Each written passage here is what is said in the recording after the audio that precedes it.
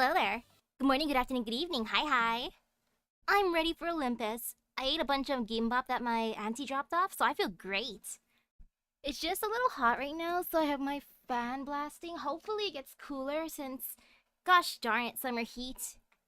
Please calm down, heat. So for now, Section 5. Thou art the harvest that reaps the stars. Number 2. No fear, there's no fear. Never fear. I'm just making sure my computer's fan is doing good. Do not default to normal. Be on the highest setting, fan. Oh, that does not look good. And oh, I just realized the game was muted. There. The skyscrapers are collapsing. Damn these Olympian gods. Not even my defenses can stand the face of their assault.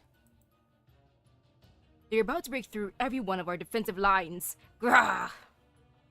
Assemble, my mass-produced mechanical soldiers. It's up to you to hold the last line of defense. Hey, it's those guys again. Let them hear you roar, men. Even if we should vanish here today, the flag of freedom will still fly strong. A new hello. Farewell, fellow Chaldeans. The rest is up to you now. Bye, Edison. Oh no, look at Helena.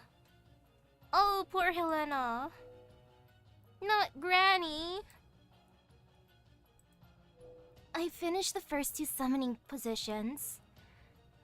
I'm so close to finishing more, but we just don't have enough time. If we only had a few more minutes, I could have at least finished the 3rd and 4th. I'm sorry, lady. If nothing else, we should have at least made sure you could escape. What happened to Helena compared to the other 2? Like, Edison just looks fired up, Tesla looks chill. Well, Helena... Edison's group has been fighting admirably.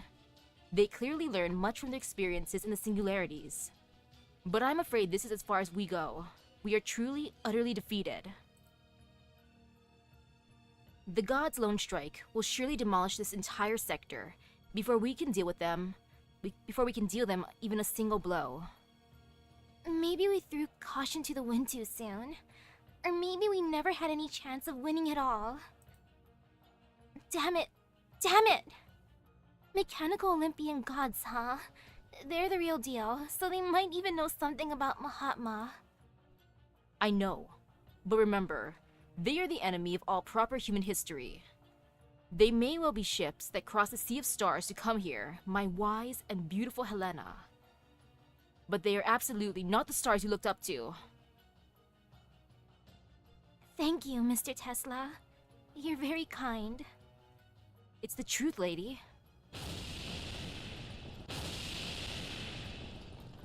Hear me, gods. This world does not belong to you. You were consigned to the trash heap of proper human history long ago. You aren't protecting anything. You only suffocate humanity with your enduring tyranny. Humanity will never be your pet or plaything. That doesn't sound good.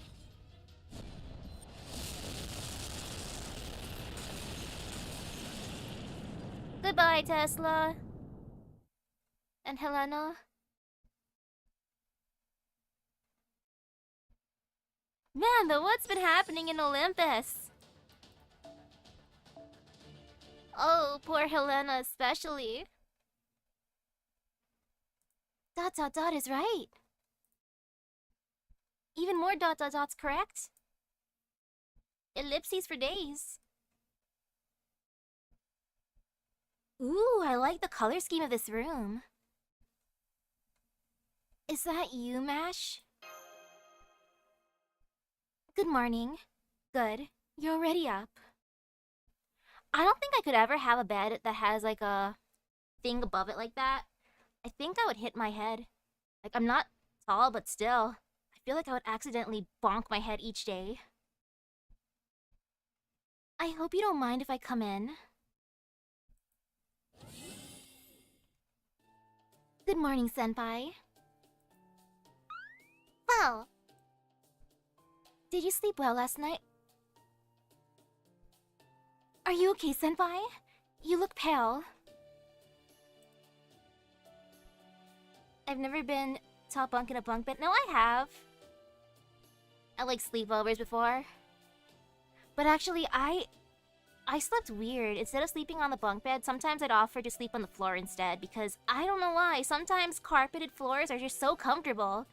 Like my room has fake wood, aka stickers on top of, or stickers that look like wood that's on top of concrete. So lying down here compared to a nice carpet, I'm like, yo, I gotta experience this. I'm sorry if you think I'm weird, but I have to do it. And I feel like I just had a really bad dream. I just had an awful nightmare. Oh, Helena.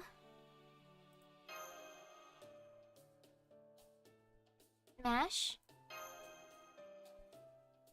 Senpai. As a matter of fact, I had a bad dream myself.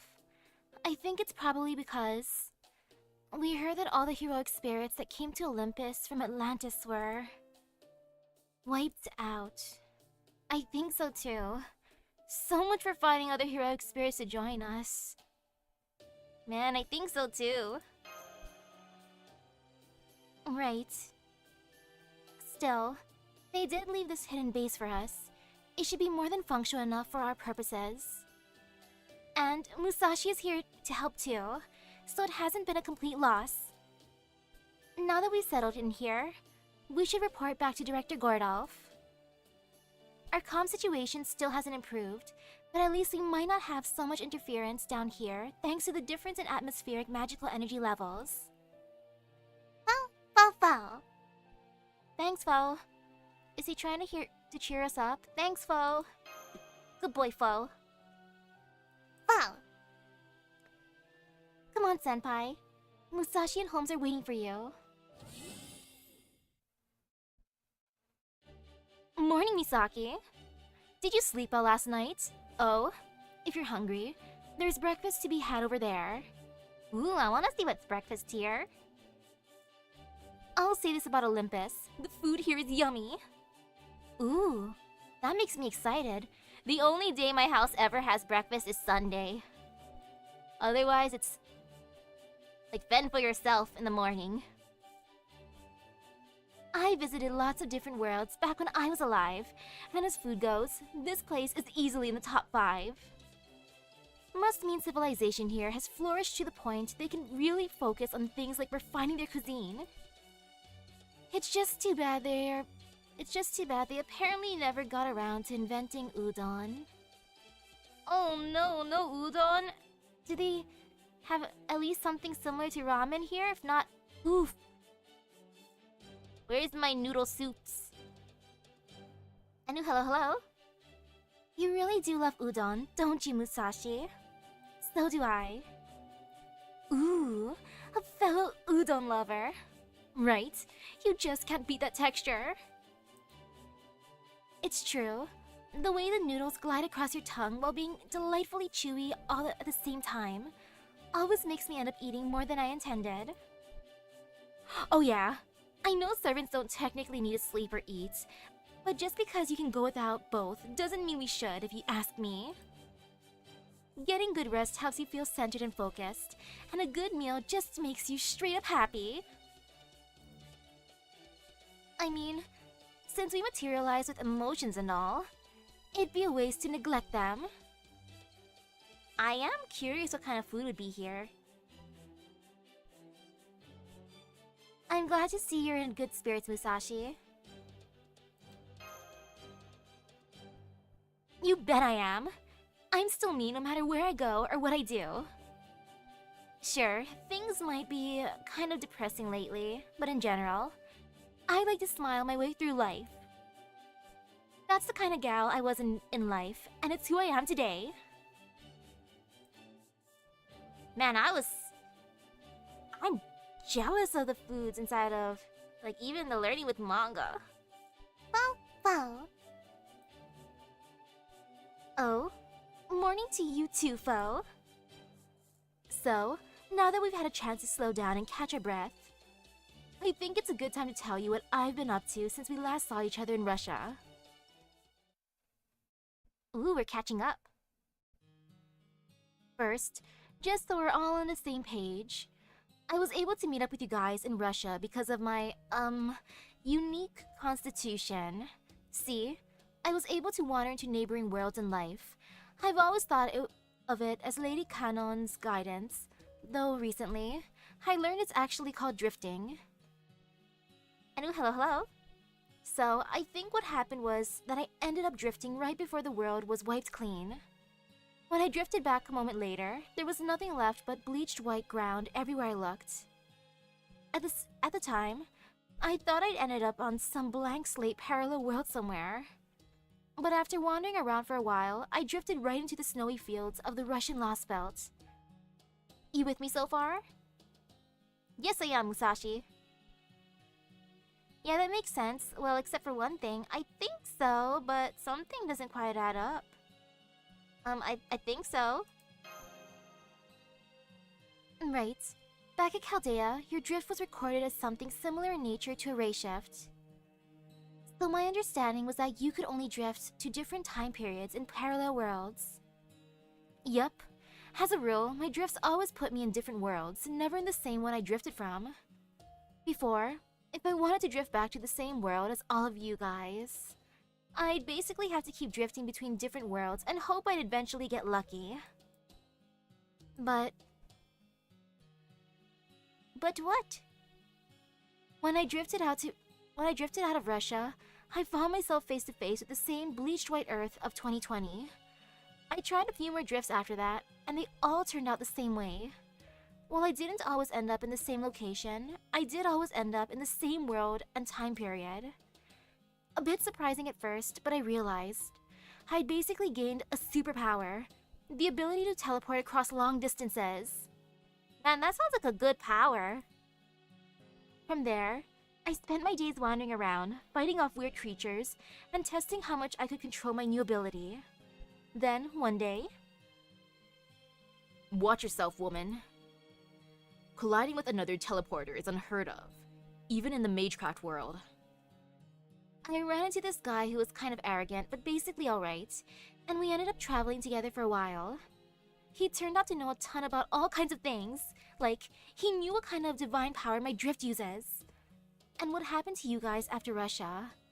I'm not sure there was anything he didn't know. Anyway, he pretty much caught me up on the whole situation. So I decided to sneak into the Atlantic Lost Belt ahead of you guys and wait for you. Oh, I even managed to drift into Olympus easy peasy. They never even knew I was here. Unfortunately, my drift only works on me, so I couldn't bring Robed Guy or any of the other heroic spirits along. They're probably gonna need more help besides just me. Should we spend more time looking for other servants? No need. Circumstances being what they are, we can be assured that the Grand Servant will appear in the Atlantic Lost Belt. That servant will be be a much more powerful ally than you could ever hope to be. That being said, Yeah? they will need you as well. If you want to come along, I can take you as far as the Atlantic Lost Belt, but no farther. Humph. The counterforce truly is nothing if not meticulous, meandering, and mean-spirited. The counterforce is that bad, huh?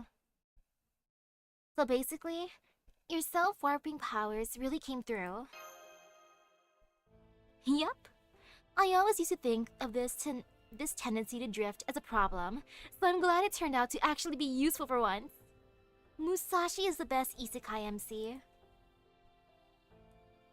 So, in exchange for no longer being able to ray shift to different time periods in parallel worlds, you're now essentially able to freely teleport, at least to a certain extent. It's very impressive that you've been able to make your way into Lost Belts without embarking on a zero cell. Yup. I'm not really sure how it works myself, but that all sounds right.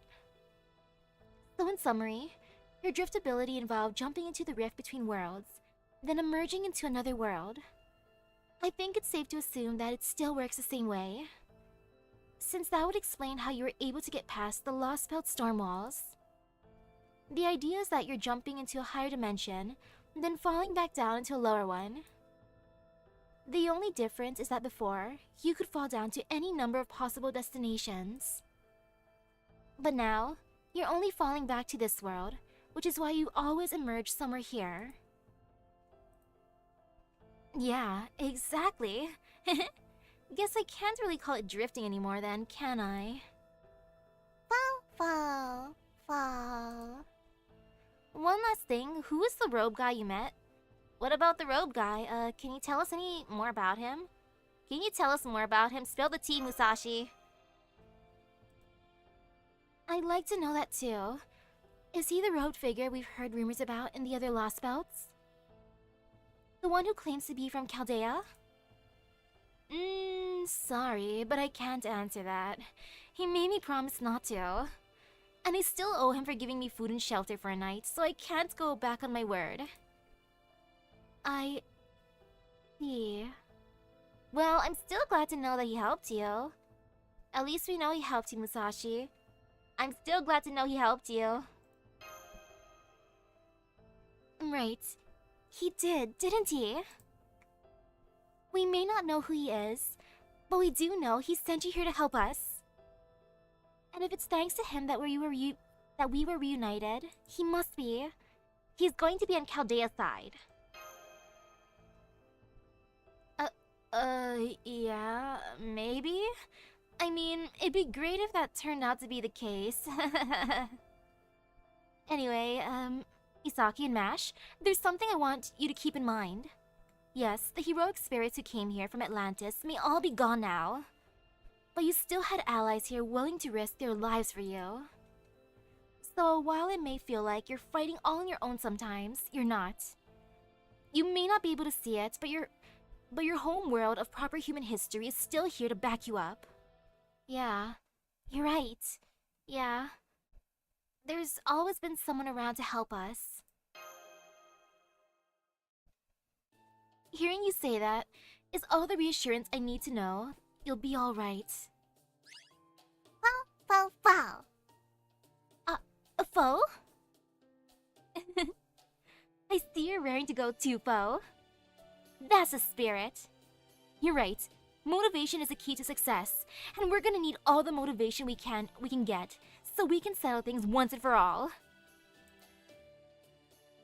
What? Does saying it aloud scare you? Don't worry, we can do this. You guys already took out 2 of the gods. But we only managed to do that because we had so many servants helping us. Not to mention, they had all enhanced their spirit origins using the Olympian gods Theos Clarinomia. On top of all that, they had to risk everything they had, and even then, we were only just able to eke out a victor. Humph. This isn't good, Mash. You've been hit by the cowardice bug. Oh? A cowardice bug? Bugs like that need to be shaken off as soon as possible. So on that note, go ahead and Ortonax up, Mash. Huh? Go on. No need to be modest. Musashi, is this really a good idea? You know, we only just got up, right? Is this a workout before breakfast? Do we have to fight you to get the food? Luckily, you can shake off the cowardice bug pretty easily just by getting in some exercise. Which means you're doing this too, whether you like it or not. That goes for you too, Mr. Detective. Don't think I don't see you watching over there. Good grief. It would seem Eastern Samurai intuition, especially at a Sword Saint's level, is a frightening thing indeed. Holmes, should you be up and about yet? Oh yes, I'm quite alright, Miss Kirilight. In fact, I feel even lighter on my feet now than I did before we left the border. As far as I can tell, I've recovered to the point that I may indeed engage in hand-to-hand combat once again. These medical nanomachines are truly marvelous things. Theos Clarinomia. You found Demeter Clarinomia here too? I forget which Clarinomia did what, so, Theo's Clarinomia? Correct. Ayy. These Theos Clarinomia, a collective mass of microscopic authority, are named after Demeter, the goddesses of Greek mythology. Demeter is the god of fertility and the deity who cultivates ambrosia, a food which grants immortality.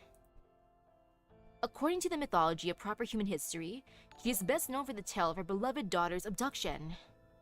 Persephone was abducted by Hades and made the queen of the underworld despite Demeter's desperate attempts to bring her back to Olympus. Persephone was stuck down there because of the food, right? Demeter Clarinomia. I remember seeing it once back in Atlantis, but... True, but the Clarinomia that were being kept here are far more effective than the Clarinomia we saw in Atlantis. If we could bring some back with us to study later, I have no doubt we could. Okay, no more questions. It's time for morning training.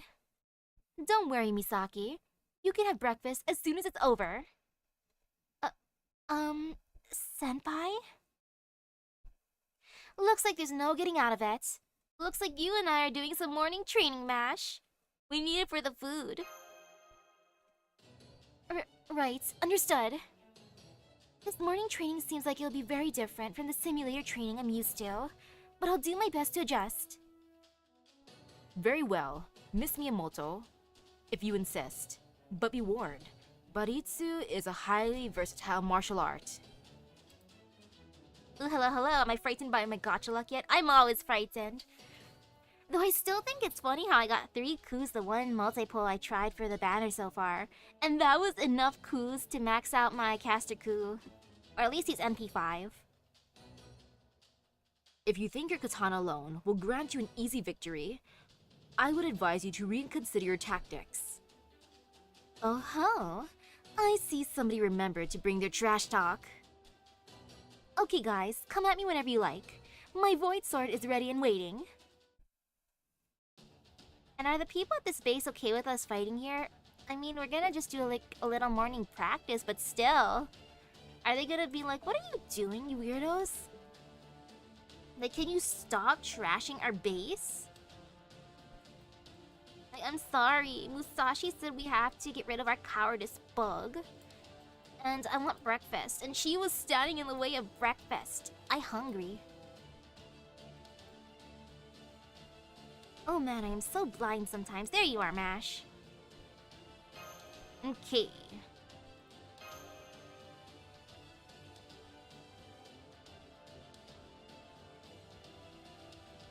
Yeah, I haven't really seen casted Coup at all for the banners, except maybe another one besides this.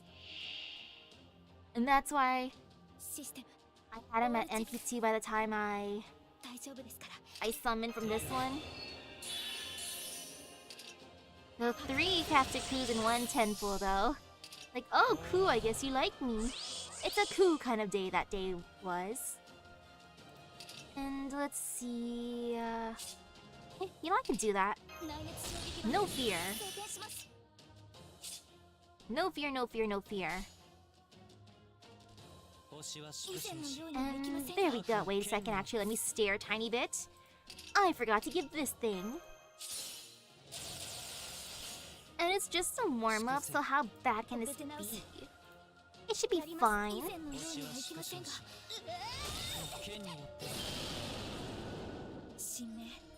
I'll give 2 more multi-pulls to the banner. I'm just hoping I get 1 Tristan. Like, come on, just do 1 Fairy Tristan.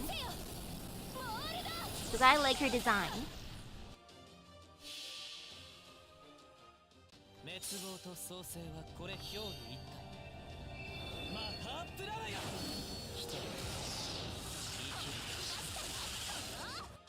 Great job, Arjuna. This isn't too bad of a workout. Uh-oh. She's boosting herself. But no fear, no fear. Just in case though, you know, guts are good. Because she might hurt me. Have I seen her Senshin designs? I saw the first and the last. Because my bro has her. And he was so mad after he ascended her, he said. He was like, bring back my Ojo-sama.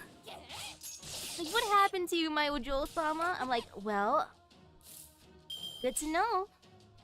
But that made me even more excited because I do like her last design too. Like, the more spooky ones are fun in a way. Like, heck, a cute little Van Gogh. Which I want to summon next time. I'm just hoping she's nice. Like, come on.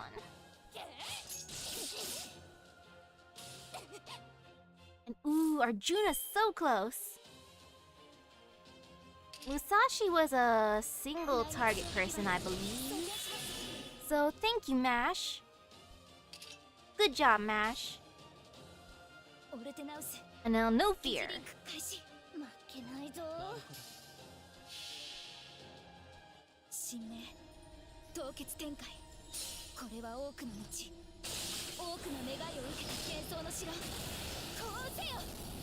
I feel like I'm probably gonna like Fairy Tristan's personality more than regular Tristan. Because regular one's so much of a sad boy. Like, oh, sadness, sadness, sadness, sadness. And that just makes me want to bully him.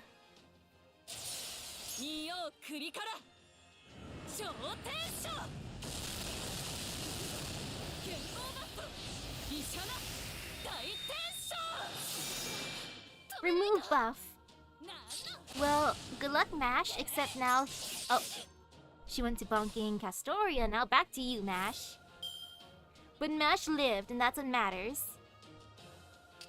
I don't want her to go poof, so I'm just gonna give this to her. Like, I know I don't have to give that to her, but I want to. Mash deserves it. Okay. Very nice. So close for you, Arjuna. So close. Ouch.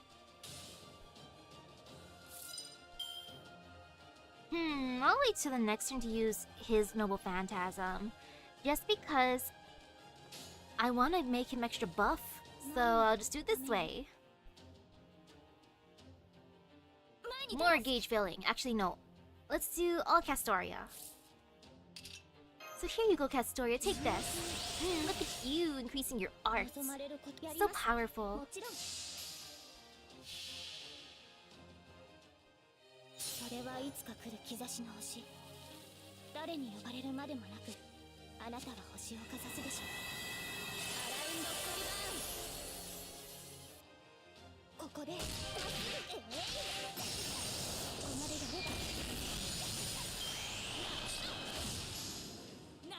And if I end up getting Fairy Gawain, I've got to bond with her just to see if she talks about anything about cooking.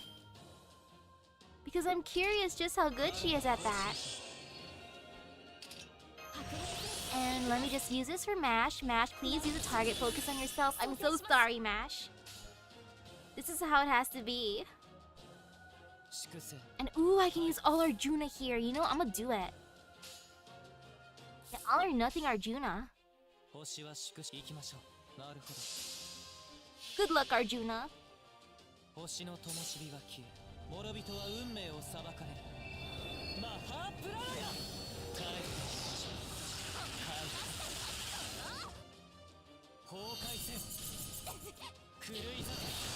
I'm sorry, Mash, you're gonna suffer right now. But at least you'll survive the initial Noble Phantasm.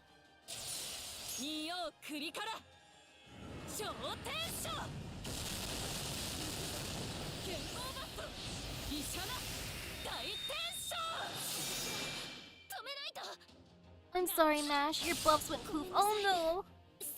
Oh, Mash. Don't worry, we'll still have breakfast ready for you. Mash will still eat good. And ooh, look at all those Arjuna cards. I like this. Delicious Buster.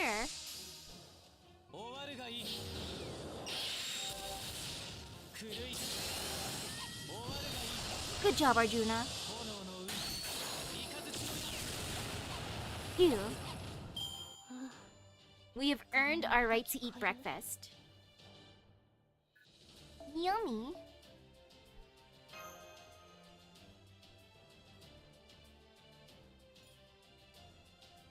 Okay, no scene afterwards.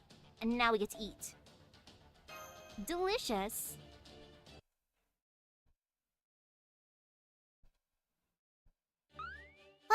Wow. I know, right? Food always tastes even better after a good workout. This food is amazing. I think Olympian cuisine might be my new favorite food. Delicious. I agree. At first glance, it doesn't appear to be anything special. There's bread, ham, salad, milk. The same kind of staples we've seen in all sorts of different times and places. And yet, for some reason, I can't put my finger on. Everything here tastes completely different. Well, maybe not completely different. I mean, the bread is still bread. The ham is still ham, and the milk is still milk, and so on. But from the moment you first take a bite, you can sense the flavors changing at least 3 times. And every single one of them is a breathtaking culinary experience. Wait, the flavors change multiple times. Is it kind of like that one candy in the original Willy Wonka movie? I know exactly what you mean. I had the same reaction the first time I went around sampling the local cuisine. While we've still only seen a small fraction of what Olympus has to offer, we now know that it is an enormous, highly advanced city with many tall skyscrapers, that its nanomachines guarantee its populace long, healthy lives, and that its incredible prosperity, I might add, that is independent of any sort of currency, enables its people to devote themselves to art and academia, thereby further enriching its culture, with no need for any kind of manual labor whatsoever. Their daily lives are happy affairs, praising the gods with bright smiles on their faces. War and combat are simply unknown to the people of Olympus. Well, except for where we are concerned. Yes, I see. There is no better word to describe this interstellar mountainous city of Olympus than utopia. Utopia. The sort of earthly paradise people have been dreaming of since time immemorial. Even the food here is simply sublime. The Chinese Lost Belts Empire was arguably a type of utopia as well. I hope we can bring some bread, or at least bread, back to the Shadow Border. I wonder how shocked they'd be. But its ideals were only achieved by concentrating its culture on a single point. Olympus, on the other hand, shares its wealth in every sense of the word, and all without any conflict whatsoever. It really is a paradise beyond human achievement. I must say, even I don't know what proper human history could do against an opponent like this. We have more food types. That's a win, I think. We have I was gonna say technology, like video games, but who knows? Maybe this world has it too. Wow. Hey, Holmes? Yes? Did you not notice Misaki and Mash had only just cheered up? Did you really have to rain on their parade like that? Besides, as far as we're concerned, it doesn't matter whether this place is a utopia, an amusement park, or a front for an organized crime. You guys are from proper human history, which means this is a fight for your very survival. And the only way you guys are going to walk away from this alive is if you beat them before they beat you. Misaki, you're here on behalf of all of proper human history. I know that isn't the kind of position you wanted, and that you didn't really get a choice, but there it is. And you've got enough in your udon bowl as it is without piling on extra toppings. Perhaps, but all that being said, Miss Miyamoto. Musashi? Thank you for worrying about us. I really do appreciate it. But it's okay. We need to know who it is we're up against. We need to know who the people of the Lost Belts are, even if we are attempting to cut their world off from proper human history again. We already decided that it would be wrong to avert our eyes from the effects of our actions. ... Bottom one this time. Wait, is that what this is all about? Right and wrong and stuff? Huh? Hmm? Phone? Huh? What? I mean, the key to walking away from a battle alive is to keep things as simple as possible, right? It's all well and good to worry about your opponent's circumstances, your own moral code and stuff. But you have to be able to separate yourself from those things, because worrying about them in the heat of battle is only going to help you lose. I mean, I'm not good for much except slicing up folks like some kind of human meat grinder, you know? So any undue pressure about stuff not directly related to matters of life and death, when I'm in the thick of enemy territory, is the last thing I need. I see. So your comments just now were not meant to console Miss Misaki and Miss Kirilight here, but rather... Yup. I just wanted you to cut it out to make it easier for me to win. Basically, there's a time and a place for everything, and that includes thinking. Musashi, you're on your way to becoming a Pokemon professor when it comes to there's a time and a place for everything. I mean, yes, that's obviously true, and I do get your point, but... That's our Musashi. I don't know if I'll always be able to do that, but I'll try. No, that's our Musashi. No think, only bonk. Exactly, just take it easy. Can't win a fight if you're busy moping. Anyway, I'm sorry again for raining on our breakfast parade. Oh man, now my soup's all cold. No need to apologize, Miss Miyamoto. I should have known better than to voice those thoughts at the time. Hmm? Hey, yeah, you were the one who rained on this parade in the first place, not me. Now that you mention it, I suppose I wasn't I? I do beg your pardon. Is that all you've got to say for yourself? Foul. Please go easy on him, Musashi. What in the world are you all doing at this hour? And ooh, good luck at work. I'm sorry. We didn't mean to disturb you. Oh, and thank you for breakfast. It was absolutely scrumptious. Breakfast? Ah, I see. That wasn't me. The twins made it for you. Twins? Are those the people we saw yesterday? You mean the two people who rescued us yesterday? Twins? They're twins? That's right. Though I doubt you saw their faces at the time. Why don't you two come out already? This is your base of operations now, isn't it? Hi. I'm, glad to hear you like the food. Were you able to get enough rest last night? It was delicious. We slept great, thank you. It was delicious. Thank you for the food, ma'am. Oh, good. I've never had guests before, so I wasn't sure if I did a, good job or not.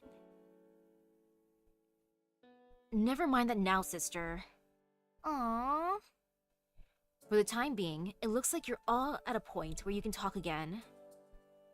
I'm glad to see the Clearonomia are working. The Clearonomia is working. I wasn't sure if it would fit your spirit origin or not. Indeed it did, and I'm greatly obliged for your help. Clearonomia? Wait, did you give me some too? Am I gonna be even better at punching stuff? I want some Clearonomia. You? Clearonomia? Don't be ridiculous. Ouch. I see. Yeah, that's a ridiculous thought. I would never do such a thing. Ha ha ha, you would never give me such a thing. It'd be one thing if you'd undergone biomodifications like the elite soldiers, but there's no way Clearonomia could ever be compatible with a normal human from proper human history. No, All I did for you was cast a light healing spell, since you didn't have more than a few scratches. Ah, okay. Yeah, totally. My body would never be able to handle that. I'm not awesome enough. Oh, sadness. Thank you for the healing spell. Thank you. You're very welcome. Man, the people here are built different, literally. They're like, yeah, I just used a simple healing spell on you. It's like, wow. That sounds like common knowledge, huh? Well. Ahem. Chaldea. Visitors from proper human history. Well, I guess that doesn't really apply to all of you, but anyway. You must mean me. I'm Makarios, and this is my older sister, Adele. It's very nice to meet all of you. We're the God Destroyer Alliance, or at least, what's left of it. It's good to meet both of you. I'm Misaki. Hi. I'm Mash Kirilight. I'm Miyamoto Musashi, Wandering Servant. How about you in the hood? I have nothing to do with those twins. Introducing myself now would only complicate things. You don't say. Okay then, who's your owl friend? Hoot hoot. Well. All the gods of Olympus are machines. A mechanical owl shouldn't exactly be a shock. Uh-oh. Ooh, you had the issue yourself the other day. Rebooting the game fixed it? Okay, let me try. Let me just reboot the game real... Or actually, yeah, it's fine to reboot it right now.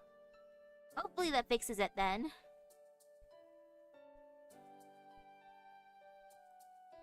That's kind of good to know though that you had the same issue and that fixed it. Like, it's not good to have the issue in the first place, but it's good to know someone else who had it.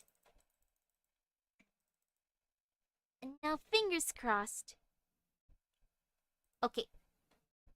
Loading, loading, loading. And resume. I love being able to resume, it's so nice.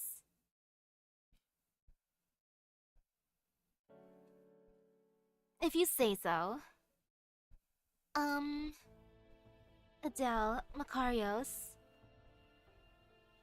Thank you again for saving us yesterday. I don't know what we would have done without you.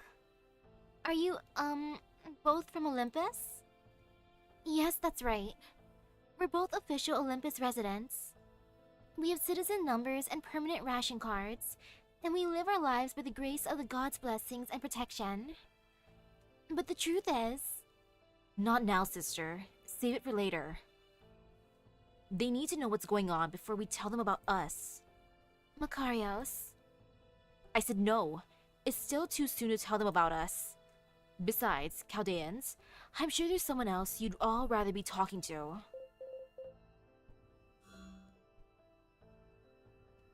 Oh? Oh?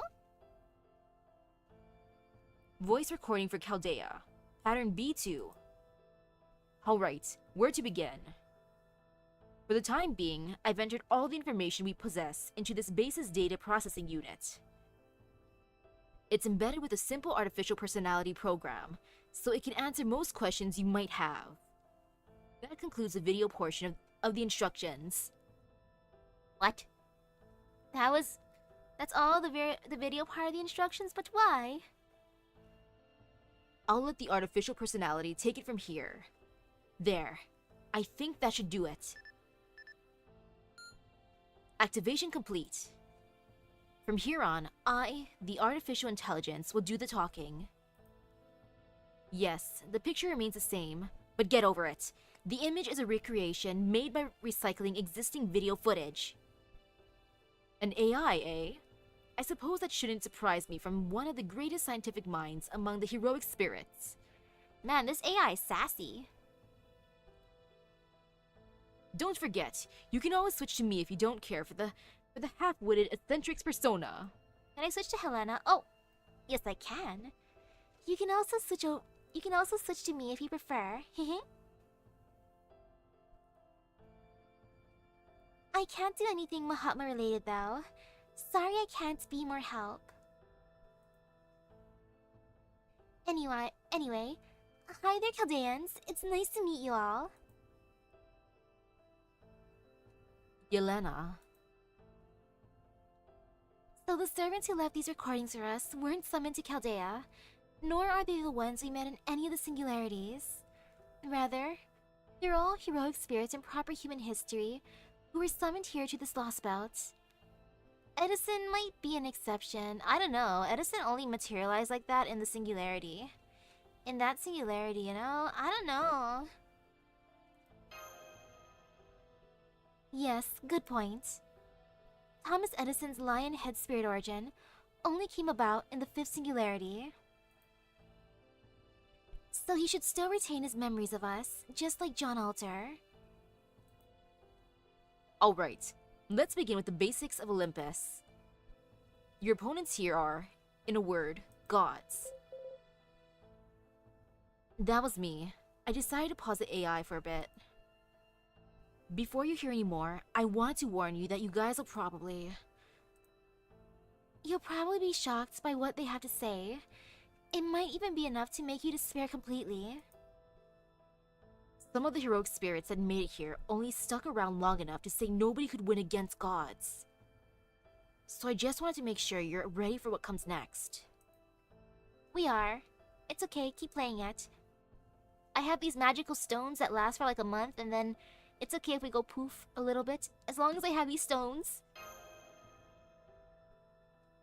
Right. We can't do anything if we don't know what we're up against. So please, Makarios, Adele, please let us see the rest. First, let us begin with the gods. The gods of Olympus, the rulers of this lost belt, are genuine deities that have existed since the age of gods. Those deities, including the ones you may have seen in Atlantis, are beings who came here from afar, far across the universe.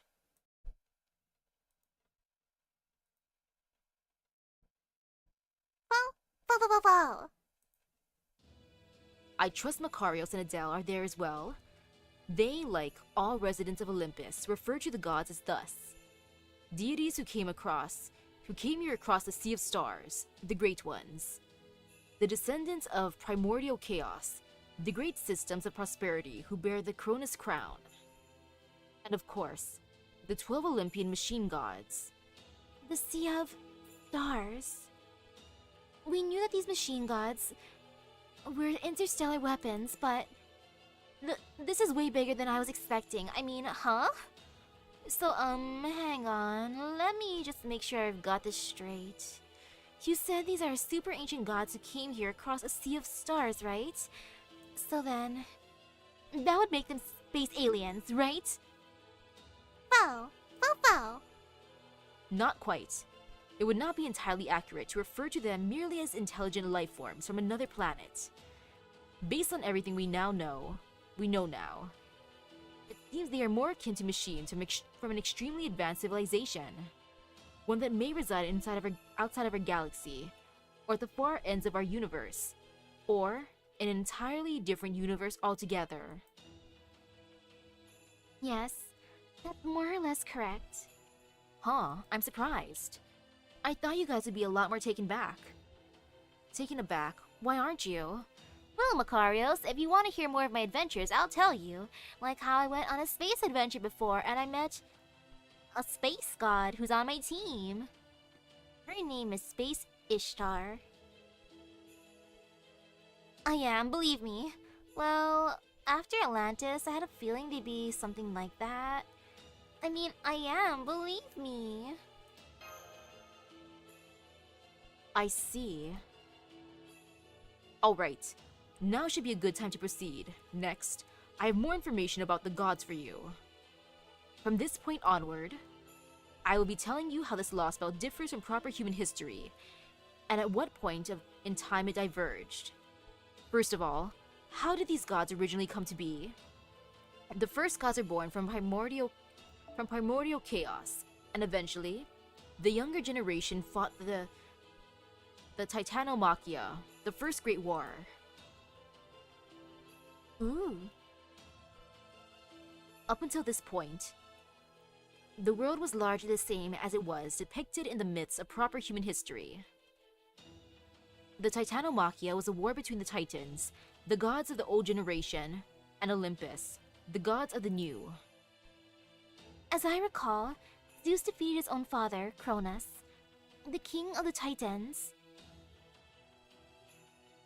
And in doing so, he gained control over the rest of the pantheon. The gods of Olympus won that war, and Zeus became omnipotent as a result. Omnipotent.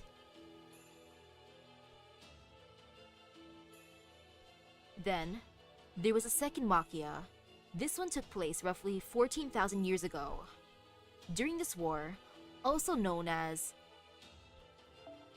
Laocoon's Machia, the gods of Olympus did battle with an enemy that threatened the entire world.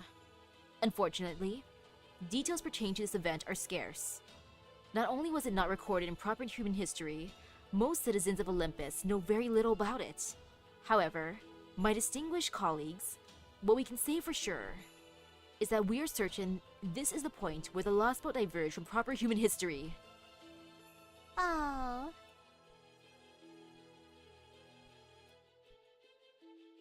The Third Great War, the Gigantomachia, a battle against the enormous giantess that took place about 3,500 years ago, serves as a further evidence of that divergence. In proper human history, this Machia was the second and final great war of Greek mythology. In the version from proper human history, the gods of Olympus, aided by human heroes, eventually succeeded at vanquishing the mighty Gigantes. I think the great hero Heracles even played a part, if I'm not mistaken. But, in this Lost Belt, the gods eradicated every last gigant in an instant. How did they accomplish such a feat? By what? By preserving their machine god bodies, which, in proper human history, had long since faded away, I presume? Exactly. The Olympian gods used their original machine god bodies to obliterate the Gigantes all at once. At least, that is our working theory. In proper human history, the gods' machine bodies were lost long ago. But here in this Lost Belt, the gods were somehow able to retain them. The result is the very Atlantic Lost Belt in which we now find ourselves. A world ruled by machine gods who still possess their once lost mechanical bodies. So then, in proper human history,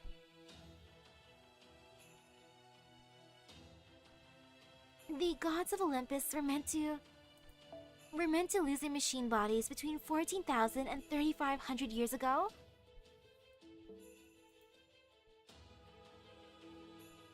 So it would seem, but here, the gods remained alive and well.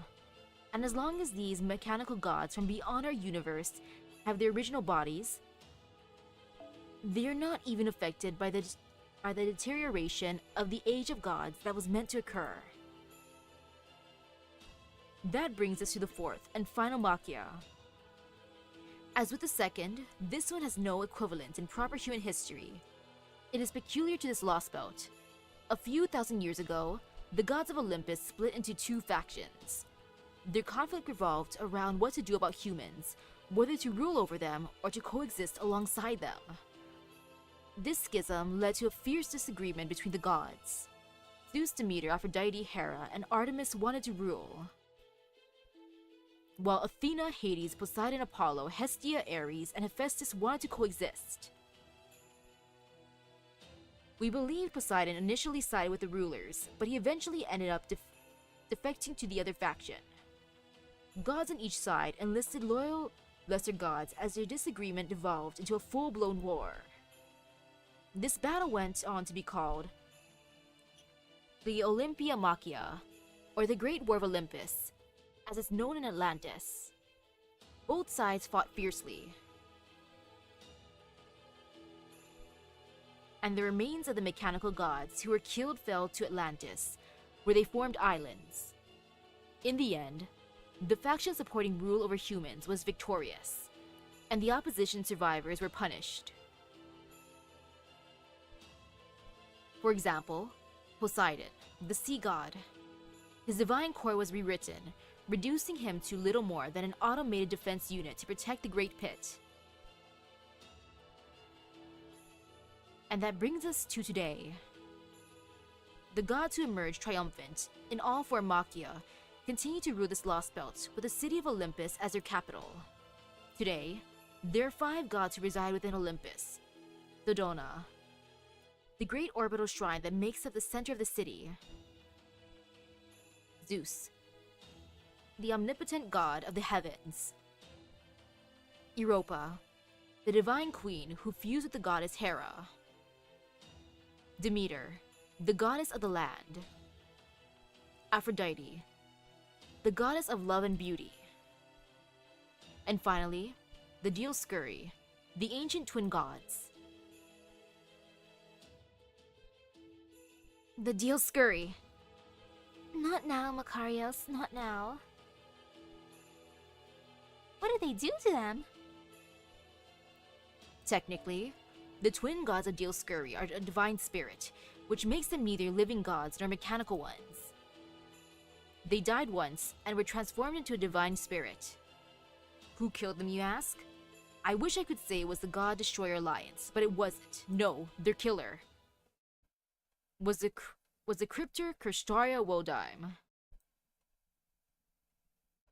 Dang! Dang, Cristaria. Cristaria, a mage, a human mage, killed a god? Then again, his power is built different. He's extra powerful in this lost belt. After that, Cristaria formed a contract with the Dioscuri, making them his servant. To be clear, he did not summon their divine spirit from the throne of heroes. He formed a contract with genuine gods after they had been killed and reduced to a divine spirit. The Dioscuri are not among of the 12 Olympians, but they are no mere lesser god either. They are one of the ancient gods who accepted Zeus as a supreme being. To be precise, they are a divinity that has been around since before the Gigantomachia. From what we've been able to gather, they've joined the pantheon by imbibing of Zeus's divine blood, his Kleronomia. They are now considered children of Zeus, with standing equal to Apollo in his glory days. And Cristaria Wodime managed to kill them. Hard to believe, isn't it? Ha ha ha ha! Man, Cristaria, why you gotta be so cool like that? I thought I was awesome for those grill fronts being able to bonk people, but no, no, no. If only it really was as bad a joke as it sounds. They should have just stayed dead. Them, a divine spirit. What a load of crap.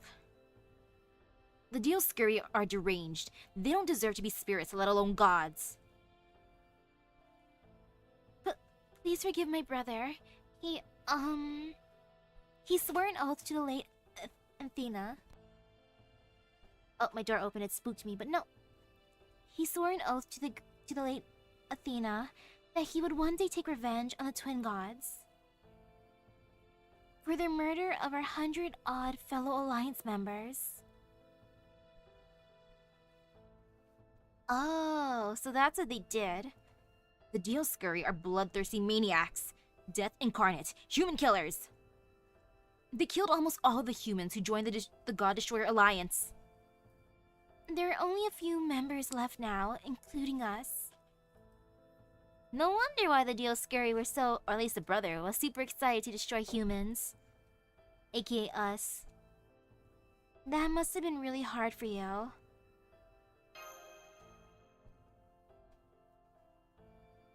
Oh, Well, Chaldeans, why are you acting like that? Aren't you scared? We're up against murderous gods, gods who actually enjoy going out of their way to slaughter people. I mean, I punched a demon god in my glory days. That's not really glory days, but still, I beat a demon god. I punched him. And if that isn't bad enough, there's another guy out there strong enough to make them his flunkies. Just the idea that you might have any chance of beating them is absurd. Yeah, it's absurd. We know some of the heroic spirits gave up and walked away when they found out how the Gigantomachia ended.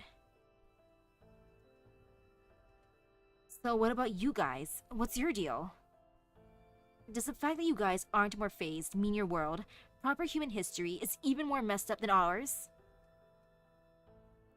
Stop them, Macarios. That's no way to speak to people we've just met. Oh. Sorry, everyone. I got a little out of hand there. But please, it's fine. Really, I don't blame you for being taken aback.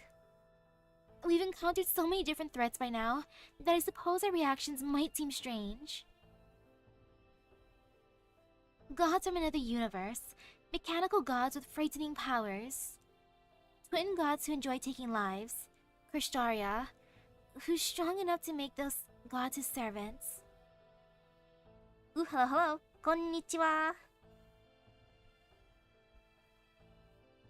Every last one of them is a tremendous threat. Threats that may very well not be able to deal with. And these revelations are shocking for us. It's tempting to despair in the face of such overwhelming odds. But all that being said, we still have a job to do. We're just going to do the best we can. We still have a job to do.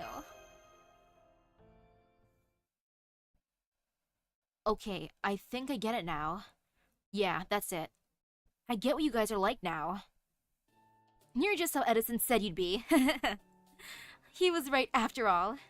So, you Chaldeans really are just a pack of weirdos, huh? Well, nothing wrong with that. You've convinced me. I like you guys. Wow. Edison, what were you saying about us? So, you get it now, huh? That's great. They really are weirdos, aren't they? Wow.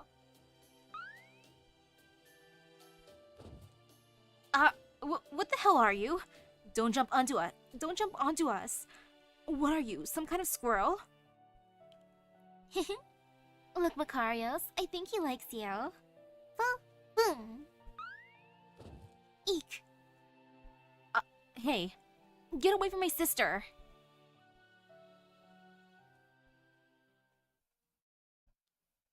Yeah, I think Fo likes them. That's cute. That is adorable.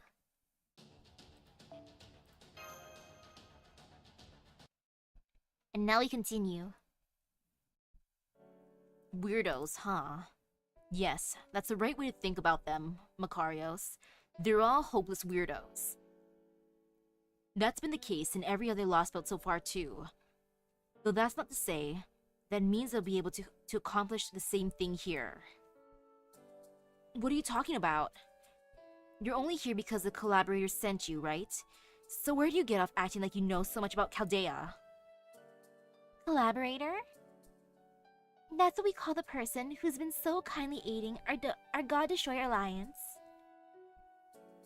We don't know their true identity either, but they've been a big help to us, especially with procuring supplies for combat. And we were told that the collaborators sent this hooded man here to help us, but... Say, you in the hood, you are on our side, right? Of course. I am for now at least, otherwise, I would have let the gods do what they wanted with you. I'm an acquaintance of this collaborator you speak of, and on second thought, that's enough for now. Excuse me? I apologize if I'm way off the mark with this, but are you? Kadok Zemlipus. Kadok? Kadok? Is it you sussy man? Kadok? Then after Rasputin snatched him away, Kadok? I'll spare you the details of this particular exercise in deduction, but suffice to say, I am something of an expert when it comes to disguises. Well, Sir Hood, did we get it right?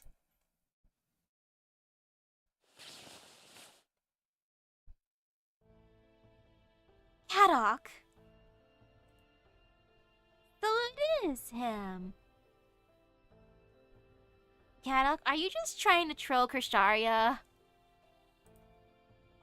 Well. What? Do you guys know each other or something? Oh my. Does this mean you're part of Chaldea too? Me? Part of Chaldea?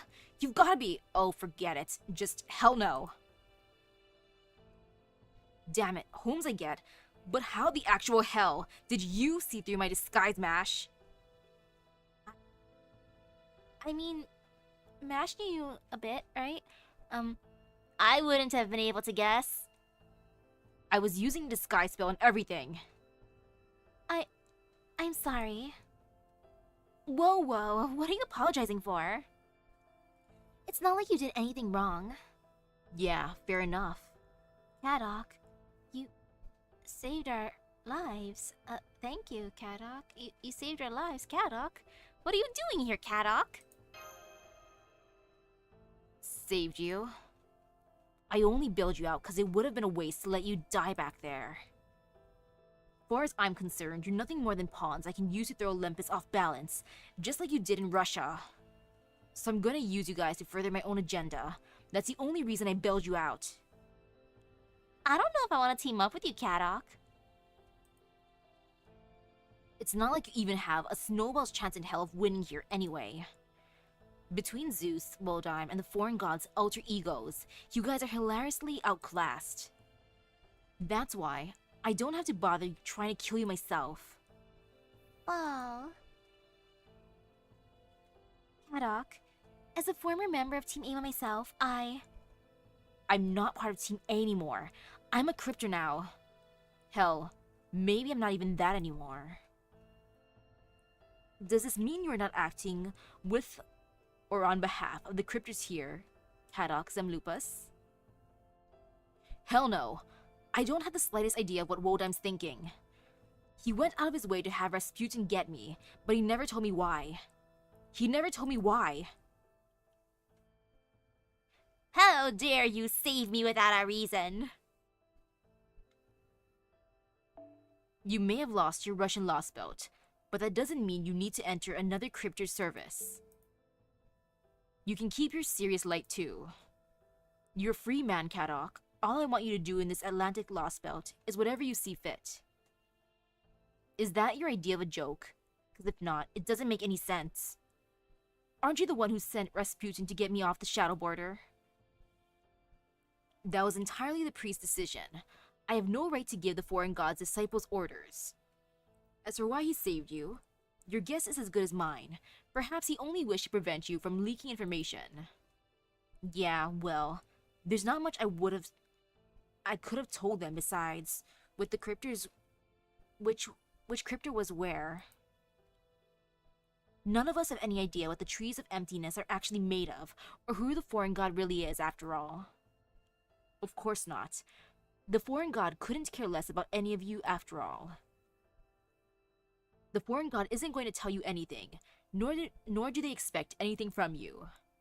They couldn't care less if you lived or died. Whereas the same cannot be said for me, as my every action carries the weight of the grandest expectations. Is that so? Well, excuse the hell out of me for being a third-rate mage. Awkward. Huh? That's weird. What was that long silence about? It's fine, Kadok. Just get some rest for now. We won't have to worry about Chaldea for the time being. Canis told me They've made their way to Scandinavia, but there's nothing we can do about them from here. So my only orders for you are to go about and see Olympus for yourself. And you actually think I can live up to your expectations, even after the total mess of things I made in Russia? I'm not the one who can decide whether or not you'll do that, Kadok. You are.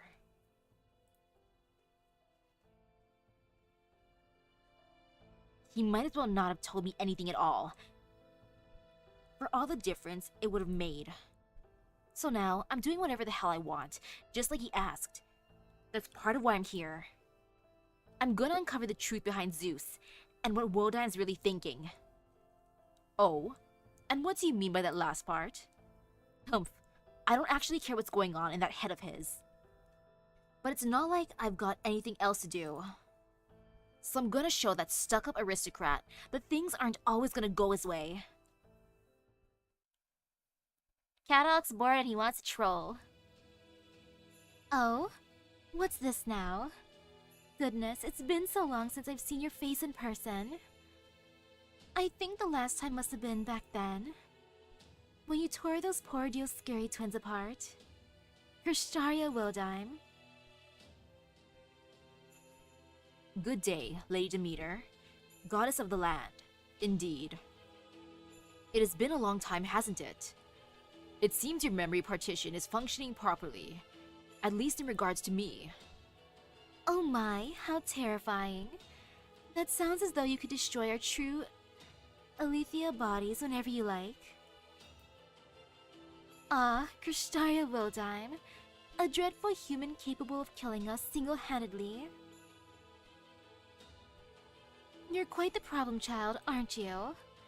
It saddens me so, particularly since I think of you as my own son. Demeter, mournful goddess of the land.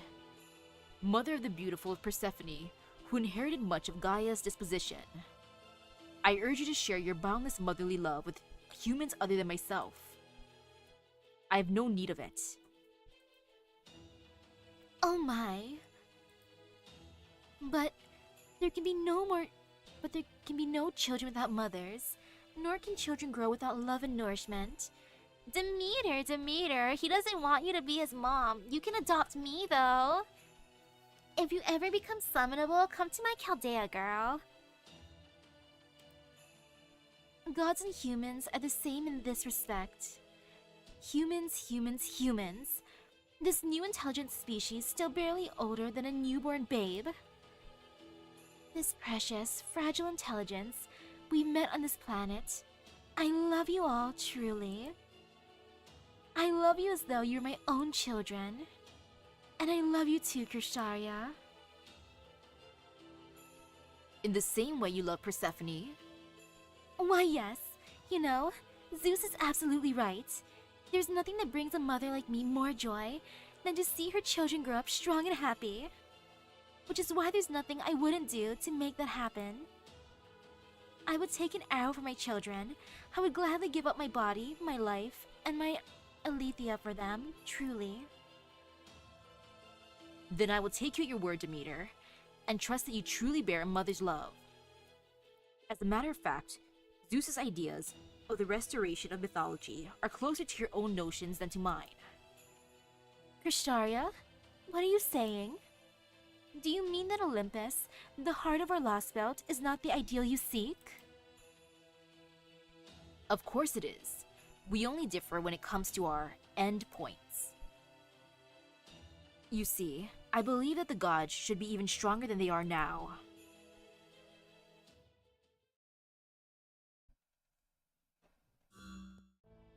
Now, let me tell you one more thing.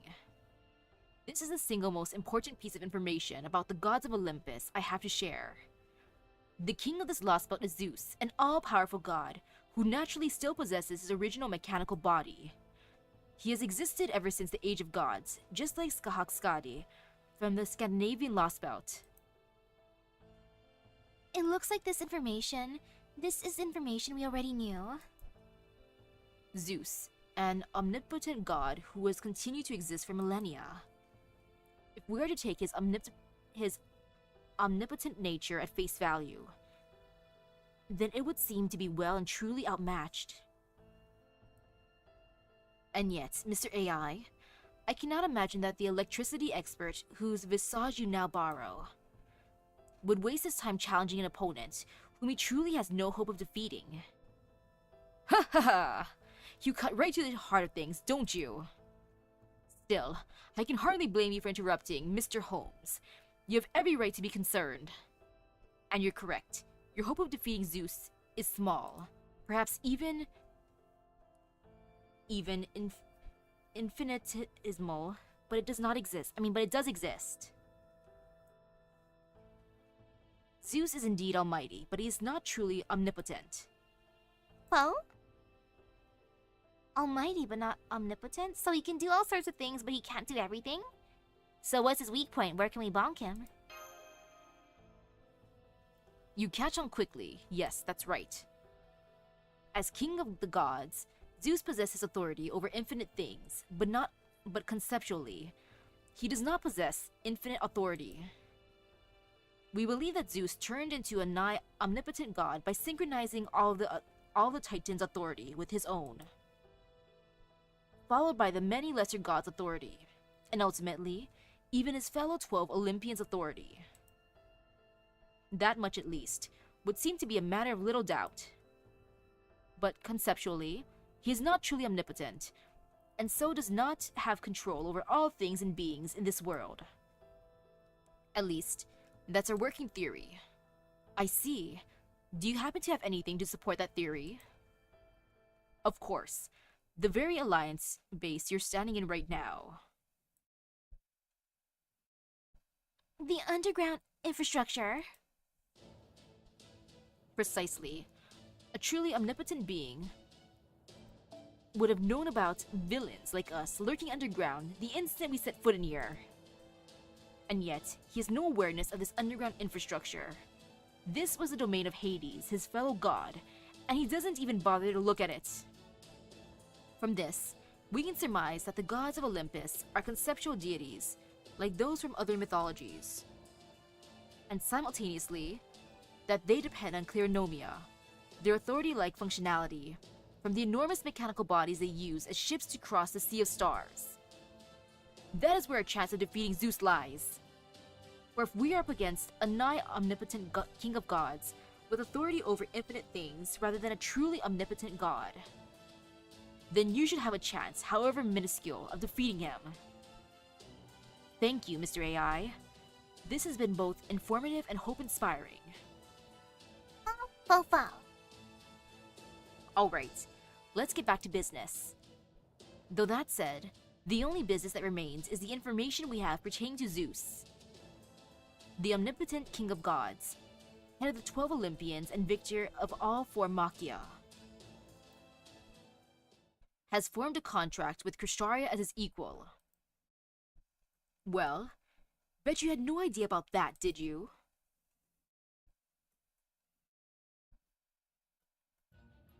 Fow. You mean, Kristaria formed a contract not with the divine spirits, but a god? But that shouldn't even be possible. Granted, there's no way to test that for sure, given that gods don't exist in our own time. But theoretically speaking, forming a contract as equals is... Okay, hang on. Let me make sure I've got all this straight. You're saying this Kristaria guy formed a contract not with a divided spirit, but with an actual god, right? And not just any god, but the demiurge that's as big a deal as the Vairocana? Full marks, Miss Miyamoto. In fact, from an esoteric Buddhist perspective, it was a truly perfect answer. That's right. Zeus is neither a divine spirit that returned to nature nor a divided spirit. He is a proper almighty god. And Kristaria Wodime has formed a contract with him. It puts him on completely equal footing with Zeus, as his sworn friend no less. Holy cow, that's the kind of mage you guys have been up against? That's right. Not that we managed to stand up against him, to stand against him for very long. Woldheim's been clear about his goal from the very beginning. We are about to fill this world with inhuman mystic secrets. We will restore the Age of Gods. And if this Atlantic Lost Belt ends up becoming the new proper timeline, that goal will pretty much be fulfilled. He formed that contract with Zeus to be certain this Lost Belt's tree of emptiness would grow bigger as soon as possible. But even with all that said, there's something that doesn't add up. A Lost Belt needs its tree of emptiness to maintain its existence, but that doesn't change the fact that as far as that Lost Belt's king is concerned,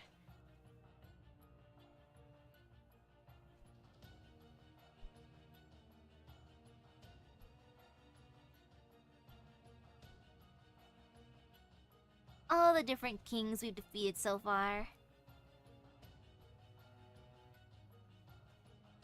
that tree of emptiness is something strange and entirely foreign. But Zeus has no problem with this. I'm sure he and Woldheim came to some kind of secret agreement about it. But at this point, I can't see what their endgame could be. Well, Keep that furball away from me, would you? I never liked it even when I was at Chaldea. Foe? Easy there, Foe. It's okay. Haddock, look at you losing even more points. Phew. Alright, Mash. This is the last thing I have to tell you if you want to see Woldheim. You can find him in the Great Orbital Shrine Olympia Dodona. That's where you'll find Zeus too. Where are you going to go now, Kadok? Hey, Kadok, if you want to come back to Chaldea... No, I'm not going to invite him. Kadok, I still don't really like you. Where are you going to go now, Kadok? Who cares? It's none of your business. Whatever then, edgy boy, get out of here. Humph. Alright. That's it for me. I'm getting out of here. I said everything I wanted and gotten everything I needed out of being the collaborator's lackey. I doubt we'll ever see each other again. That'll really depend on you guys. Kadok. See you around, Mash. Just make sure you don't stick with the losing team there for too long. You felt for yourself how strong those gods were, right? Well, Zeus and Woldheim are even stronger. If I were you, Chaldeans, I'd take a good long think about how you want to spend the rest of your lives. If you do survive long enough, make sure you go see Woldheim. Yeah, Kadok. Get out of here, you edgelord, but thank you for the advice. Or telling me where they are, at least. Otherwise, humph. You know, I thought I'd tell him for a bit to see where he's going. But he lost me pretty quickly. Too bad. Man, turning invisible and then a rapid movement is a hell of a spell combo. It might not technically be teleportation, but it sure feels like it. Maybe he's using talismans and mystic codes this Krishtaria gave him or something. Oh, Musashi. You were telling Kadok just now? Well, of course. How could I not after you tried to run off like that?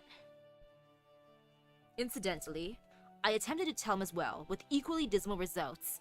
Ha ha ha. I suppose we should have known he wouldn't make it easy for us.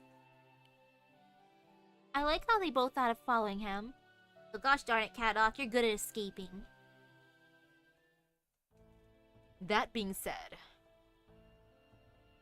I believe the information Kadok Zemlupus shared with us is trustworthy enough to use in determining our next course of action. Oh, that's not bad then if it's the most hard fights left are 7 and maybe 11. After all, he would have little reason to lie to us except for personal revenge. Well, while he certainly has cause to desire vengeance on us, taking into account his manner of speech, facial expressions, tone of voice, and what he told us. We get it. Enough with the deduction shtick already. Basically, We have to make our way to Krishtaria, just like Kadok said, right? And eventually, you guys have to cut down this tree of emptiness these insanely powerful super beings are defending.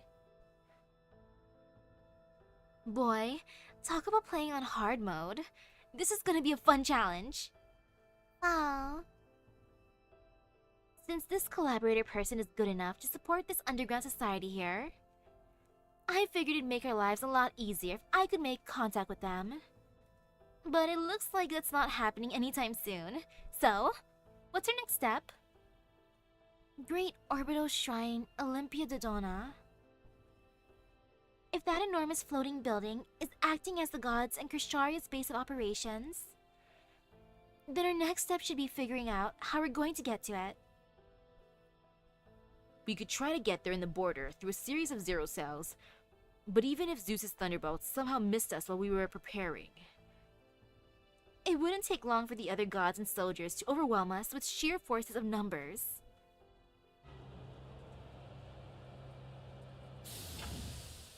Oh?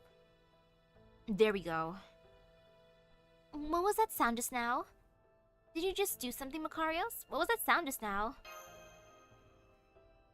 Oh, that? I was just defrosting something. Did you say defrost? Like frozen food or something? So proper human history is frozen foods too, huh? I never knew that. But this isn't food, it's something way better. Better than food? Misaki, we'd like to officially ask you to join the God Destroyer Alliance. We want you to come fight with us. You want to go to the Great Orbital Shrine, right?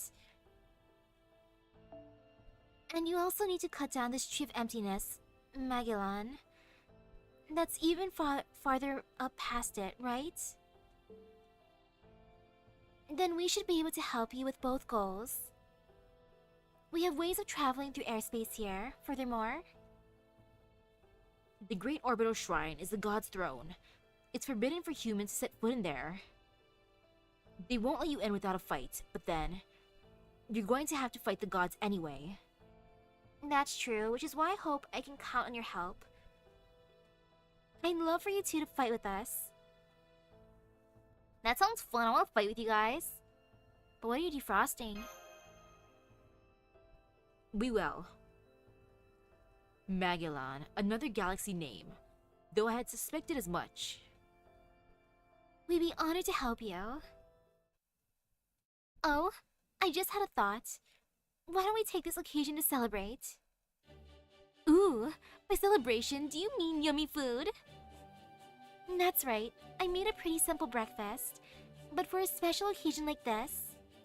Sister. Sorry to interrupt, but I need to use this thing while it's still freshly defrosted. Huh? Oh, I see. Yes, you do, don't you? So no yummy food just yet, huh? Bummer. Oh yeah, the thing you defrosted. What was it you were defrosting anyway? It's something you might have seen before. Here it comes. What? The floor just opened up, and something huge is coming up from underneath it. Oh ho! Huh? It looks just like the hostile entities we encountered in Atlantis a number of times. It's a steel chimera, an autonomous weapon made out of high-purity clarinomia. It used to serve the gods, but after Edison and Tesla made a number of adjustments to it, and Miss Blavatsky's casting a spell to tame it, it now listens to us. It does a very good job too. Nemia, sit. As you can see, it's now this Alliance base's trusty guardian. And it was in the freezer earlier? Or something else got defrosted? So, next up. We're going to use it to see how strong you guys are. I trust you're okay with that. Yep, figured something like this was coming. Can't leave, Holmes. Oh no you don't. Where'd all that big talk from earlier go, huh? Surely you're not about to say your Baritsu is no match for a little demonic beast, are you? Of course it is.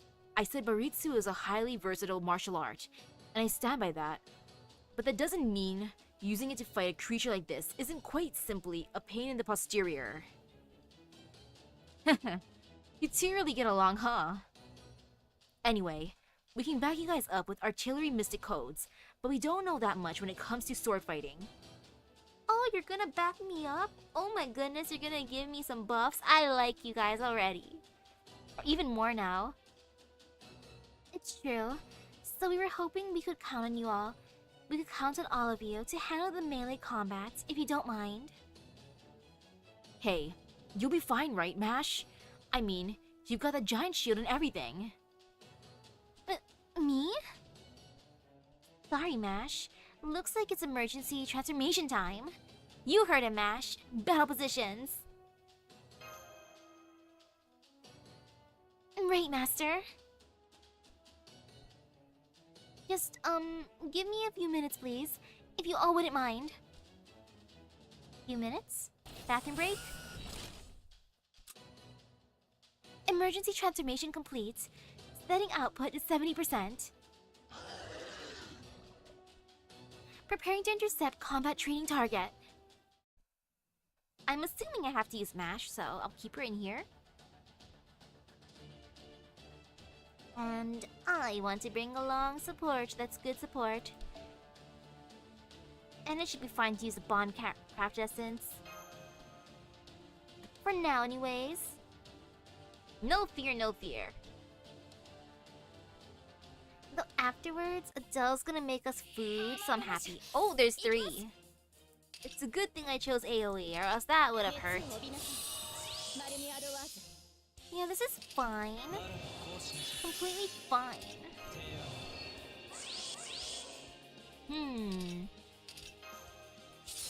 Let's just have them attack her this time. Good job, Mash. And there.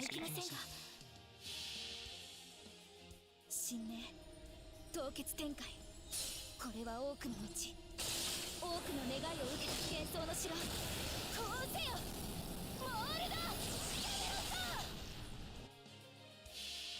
Good job, Mash. 滅亡と創生はこれ表裏一体またプラーヤ人生きる Ooh, so close. Next turn for sure.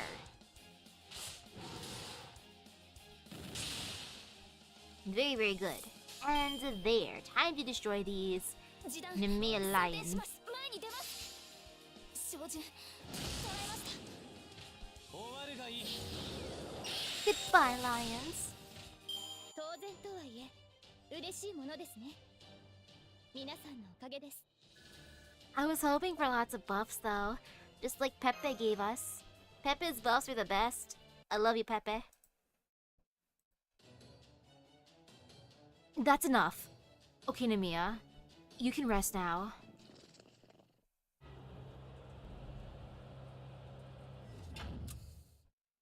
The steel chimeras are going back into their underground storage hangar. The battle is over, Master. Phew. I never would have thought the chimera would divide itself like that. Is it just me, Miss Miyamoto? Or were you not taking this especially seriously? It looks like you guys really are strong. You've obviously had a lot of experience fighting up close. That means you ought to be able to go toe-to-toe with the Royal Guard. But it's still not enough to beat the gods. So we're going to use Tesla, Edison, and Blavatsky's parting gifts. That's right. They left us a number of machines and a few different plans of attack to use. These God-slaying blades are the best tools of the God Destroyer Alliance can offer you. Hold up! Adele, you're hurt. Yeah, hold up. Look at her arm.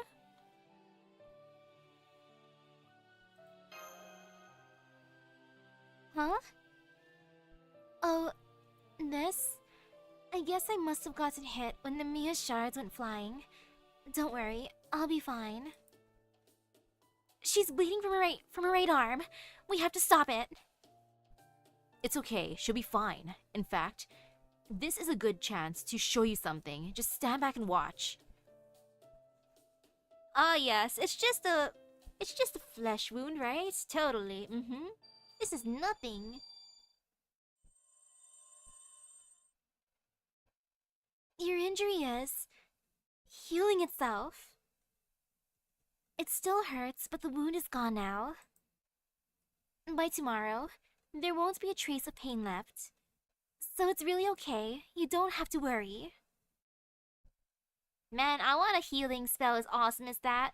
My healing spells barely do anything. They can barely heal paper cuts. Oh. You can burn us, shatter us, tear us apart. It doesn't matter. We'll always go back to our perfect forms. What? That's right. We never change no matter what happens to us. Any injury we suffer heals itself. That's how we've been remade. Thanks to ambrosia, the Demeter Clarinomia they regularly give us to maintain our bodies. No citizen of Olympus will ever get sick. We're practically immortal now. No one can die, no one can kill. The gods are the only exception. They are the only ones with the power to kill us. Huh? Does that mean that guy we fought earlier in the street is fine? The next day he's just like, "Ah, man, I'm a little stiff from last night's fight, but I'm all good." I'm sorry. I think I may have misheard you a moment ago. Did you just say you were practically, Immortal. Yes, Miss Kirilight, he did indeed say that. I presume that means that as long as the god's authority remains, you and the other people of Olympus will even come back from death? That's right. Come back from death. Immortality. The one thing humanity has continued to long for since time immemorial. The ultimate goal of countless technologies, not to mention magecraft. Oh man. I kinda wish I summoned Qin Shi Huang just so he'd be like, "What? Did you just say immortality?" Oh wait, never mind, I did technically summon him as a little plushie in my little gachapon box. And here, it's just a fact of life. Just how advanced is Olympian civilization compared to ours? So every injury anyone gets heals automatically. And they never even have to fear death. It's damn impressive, that's for sure. I can't even imagine what it would be like to live like that. Wow. I knew the city had achieved long, healthy lives for its citizenry, but I never would have thought it had also found a way to bring them back from death. Man, they really are built different here. Never mind utopia. This place would seem to be more akin to heaven, our collective idea of a blissful life after death. It almost strikes me as a calculated plan to forcefully evolve all of humanity into the realm of gods. Good gracious, I can only imagine the look on Qin Shi Huang's face if he were to hear about this. Hey, me too, Holmes. We're in the same wavelength here. So, if Olympians can even come back from death, does that mean that soldier we fought is still alive? Yeah, that guy. That one dude who was like, I haven't fought, really, but I'ma do it. Right, now that you mention it. That reserve soldier we first fought after the alarm was sounded was... He was dead. I killed him myself. But now that you mention it, there was something strange about it. Even after I dealt the killing blow, I didn't feel as if I'd really won. I guess him not actually dying would explain it. He didn't die. None of us can be killed here. Inflicting death is a power only the gods have. By this point, that soldier will have to come... that Soldier will have come back to life and started thinking up ways to get his revenge. Okay, I was just imagining him waking up the next day being like, I'm a little stiff, time to do my thing. But no, I'm just thinking of him plotting his revenge, and that's terrifying. No. While we're on the subject, I might as well tell you this too.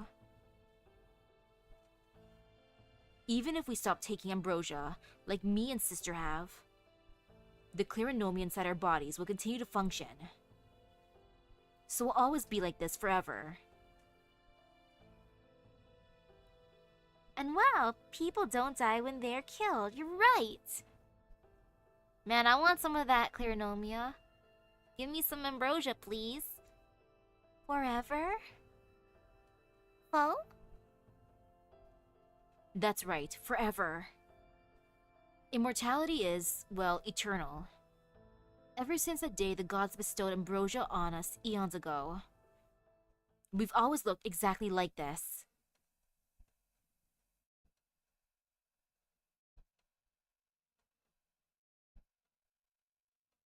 No wonder everyone looks young here. On the younger side. I would hate to be stuck as like a little kid though. Out of all the ages, if I can choose which age I stop at, that's not too bad. You mean, you don't age either? So you don't just have eternal life, you have eternal youth too? Alright. We've been alive for a long time, a very, very long time. We'll never reach adulthood. We both stopped growing long ago. The adults are all happy that we're still children. They say children are weak and should be protected, so we should just let them and the gods take care of us and be grateful for it. Never mind that we passed adult age a long time ago.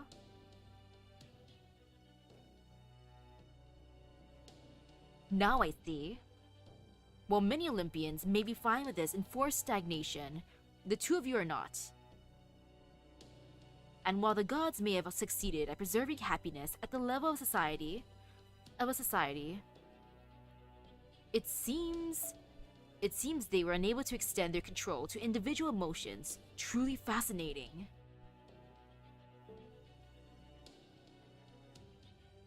Very well. That at least makes clear why you two have chosen to rebel against the gods and assist us. Ooh.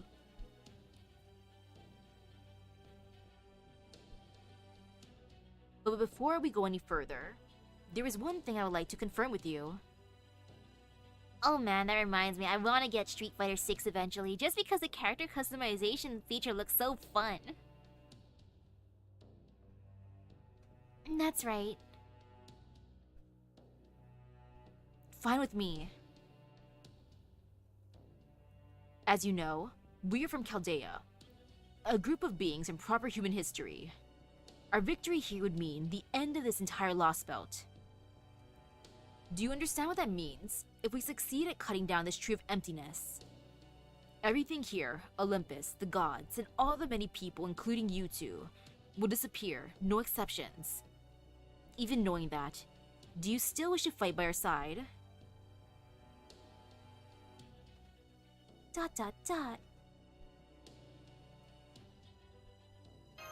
It'd be fun being able to choose appearance, though.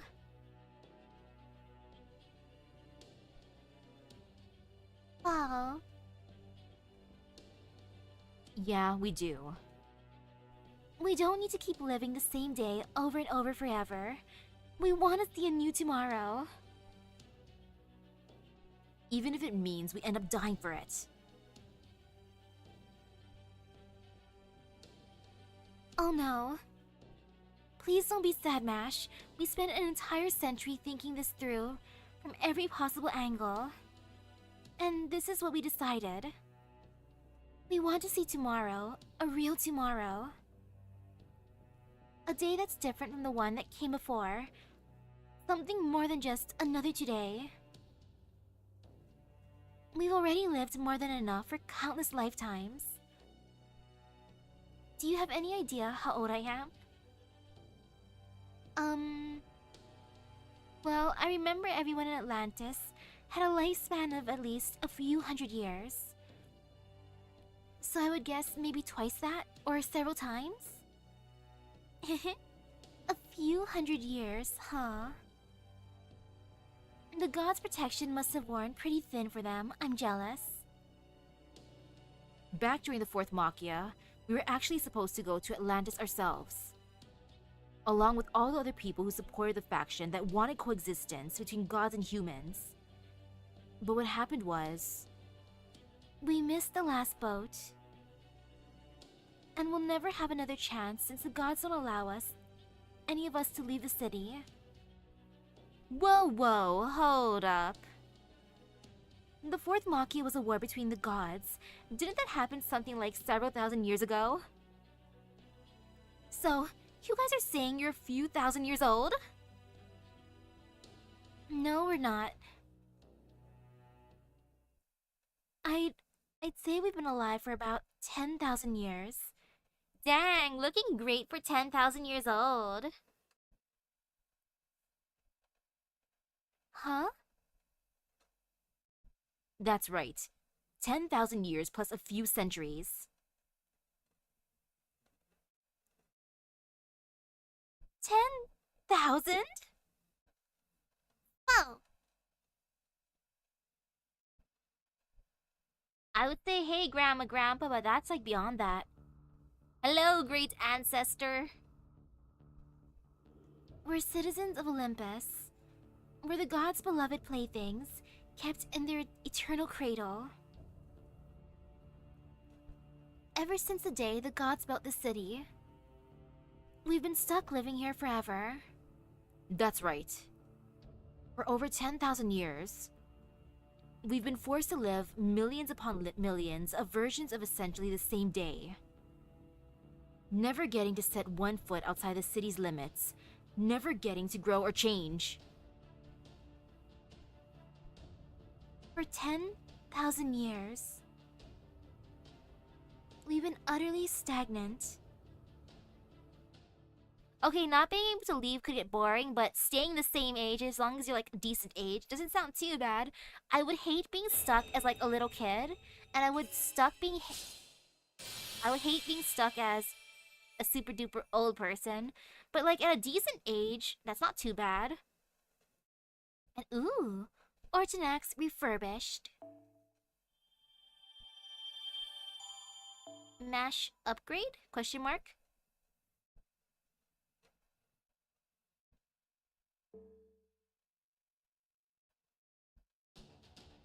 Thou art the harvest that reaps the stars, number 3. Let's see how this be.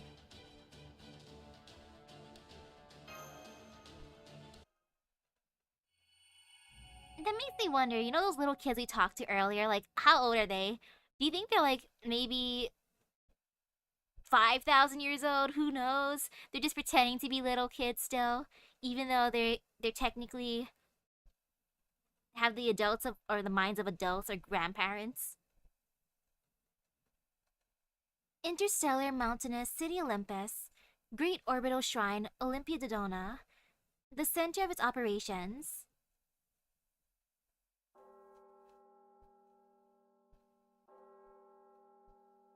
Ooh. Now we're inside and it's very pretty. A revelation is upon us. A revelation is upon us. Now's a time of revelation. He is all-powerful justice, the direct heir of primordial chaos, and ruler of all things. He is the one who should keep all of humanity safe. He is the one who should rightfully rule over all worlds. He is the wielder of the great thunderbolts capable of shattering even the Adamus scythe, none less than the authorities of Gaia and the Milaye bow to his will. He is the great Demiurge, the one who wields the Cronus crown for all eternity. Now, behold the words of the almighty Zeus. Grand entrance. Oh, now I can finally see him. There is work to be done. Hi, Zeus. I command you by my name, Demeter, goddess of the land, who grants the vast earth an abundant harvest, and my own flesh and blood. You are to eradicate the Chaldeans who lurk within my city. I permit you to use your Aletheia in every district of Olympus. May your piercing shriek shatter the bones of the enemies that threaten our world. No piercing shrieks. Oh, that's just haunting me. I already had to deal with that earlier today and I hated it. I hated going out and then hearing like these little kids just screaming and screaming and screaming and their parents did nothing, and I'm just thinking to myself, oh my goodness, Screech was super effective. My poor ears. As you wish, almighty Zeus. Your will is my command. These Chaldean demons strike fear into the very hearts of our citizens. And as the citizens of Olympus may as well be my own children, my duty as a mother is clear.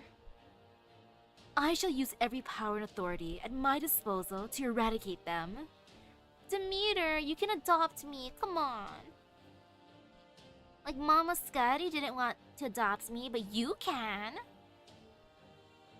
I swear it on my beloved Persephone.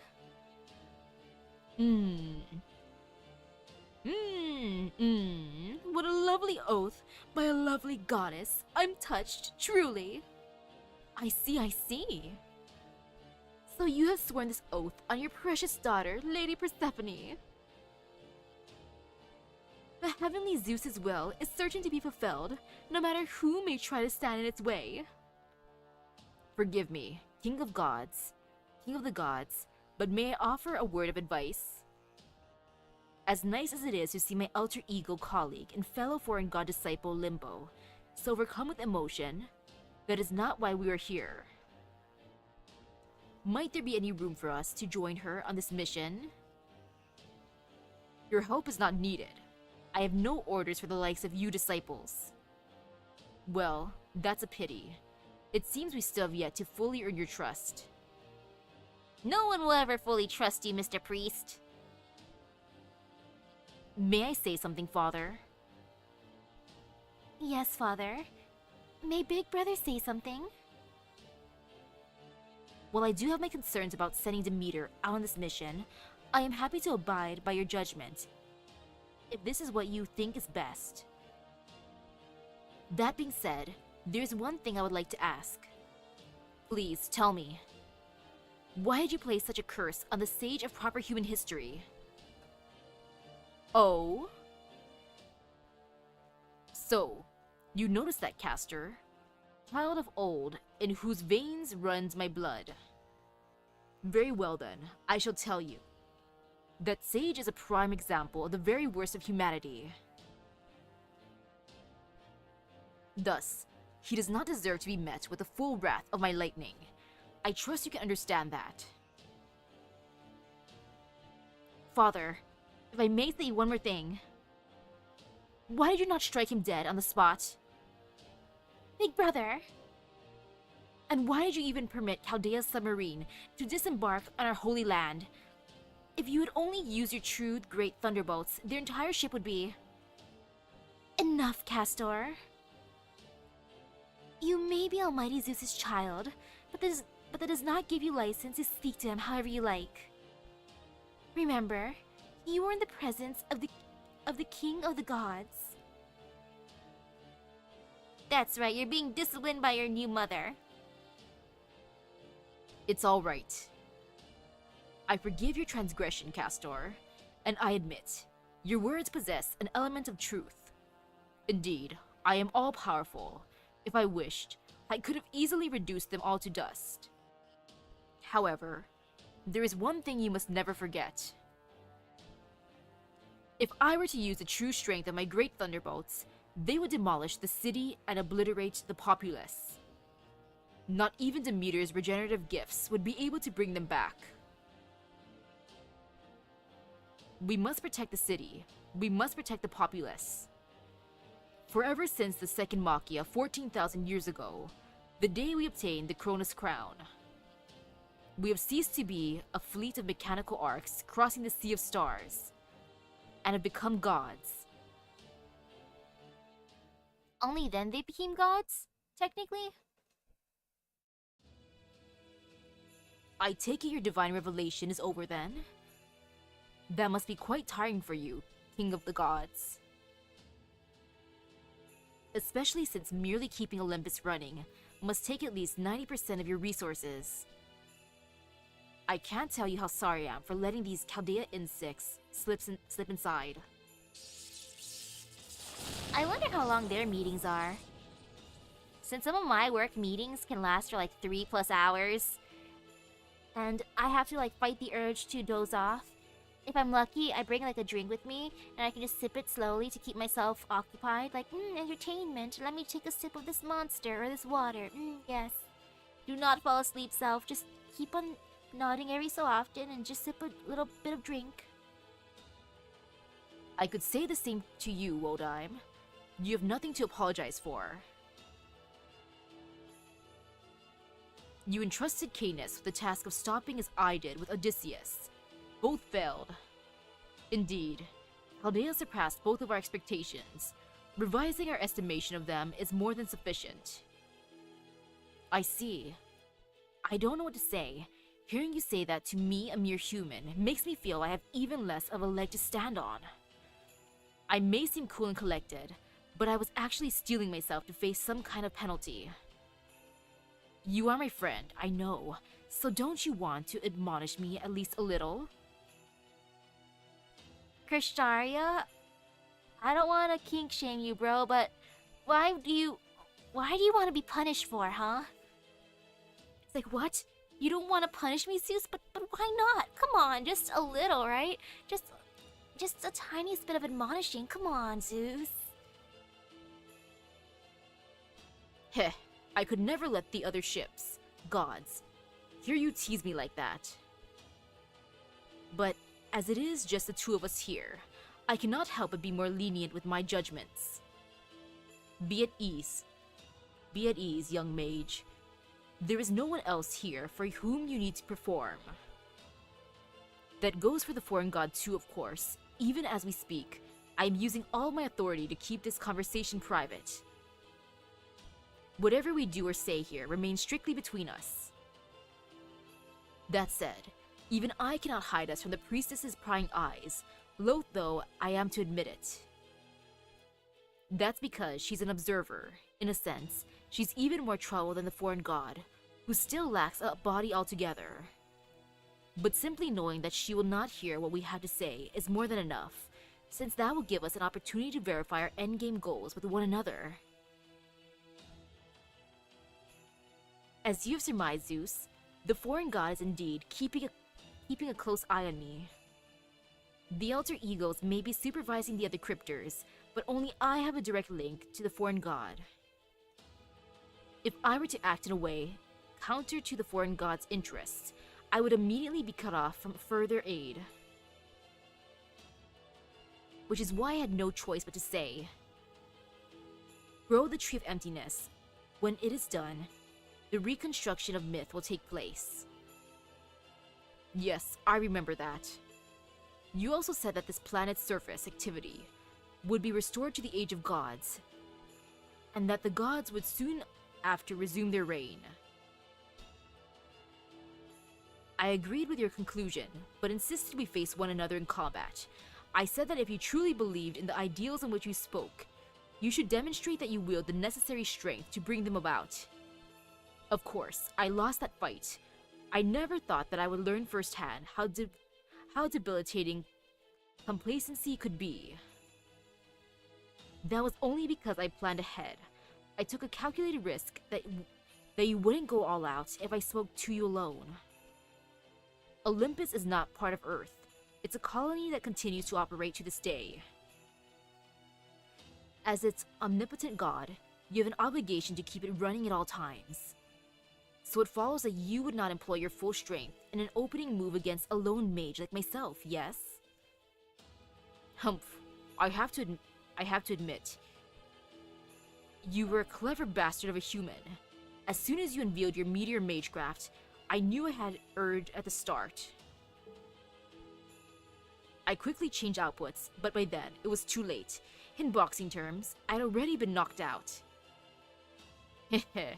What I wouldn't give to show Hades the signals the Meteor and Aphrodite were emitting as they watched. I doubt there were any stories of those two staring slack-jawed in shock in any myths from proper human history. I kinda wish I could have seen the fight between Kristaria and Zeus. That sounds kinda fun. I could say as much the same of your reaction.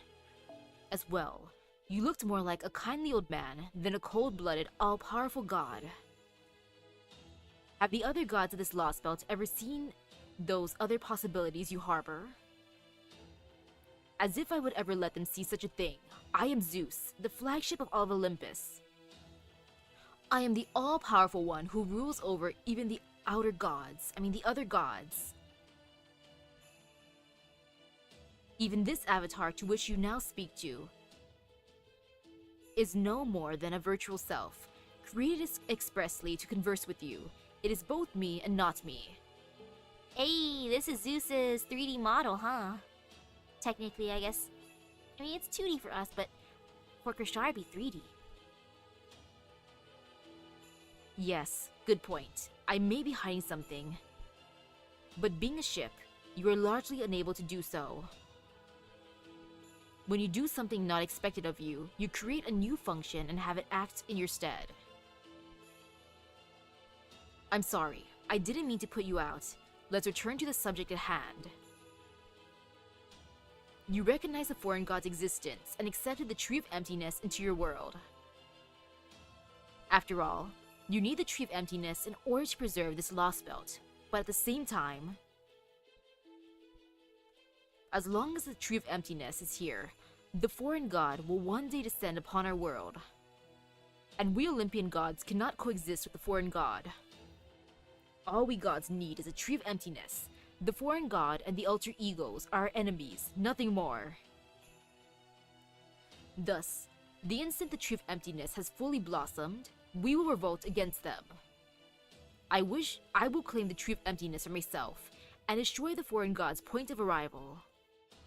From there, I will purge this world for the last traces of insolent proper human history, and establish our world of Olympus in its place. I remember you approached me with a contract back when that first thought occurred to me.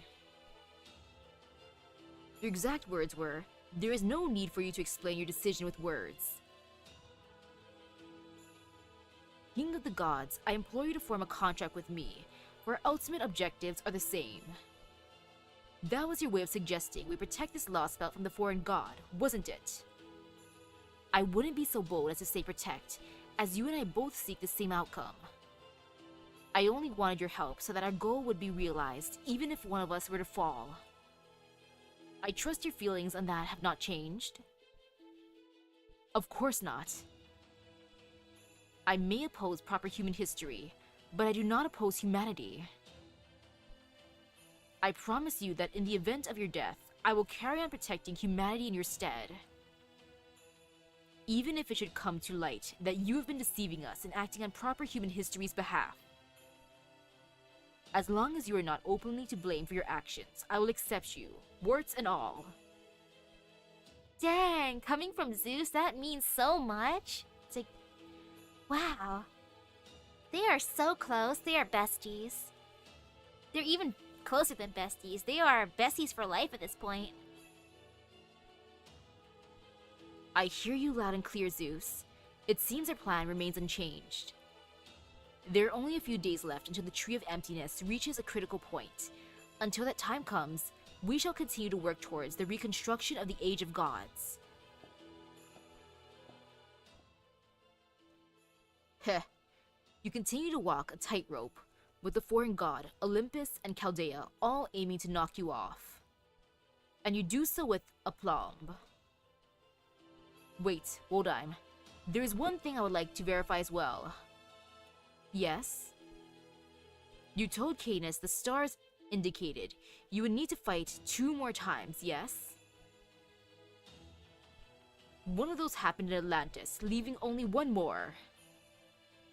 So, you are to save your final battle for me, understand? I forbid you to waste it on either Chaldea or the Alter Egos. I want to fight you once again, and I want to stake the future of this world, of gods, upon our battle. Of course. When that time comes, I will gladly face you with all my strength, so that I may live up to your expectations. That's kind of cute. Yeah, that's adorable. Kristaria. I know you got your own objectives to do, but you know that last fight you can do? Please save it for me. Don't use it on anyone else. Save it for me, Kristaria. They are cute together. That's a cute friendship. Besties and kind of like rivals too in that sense.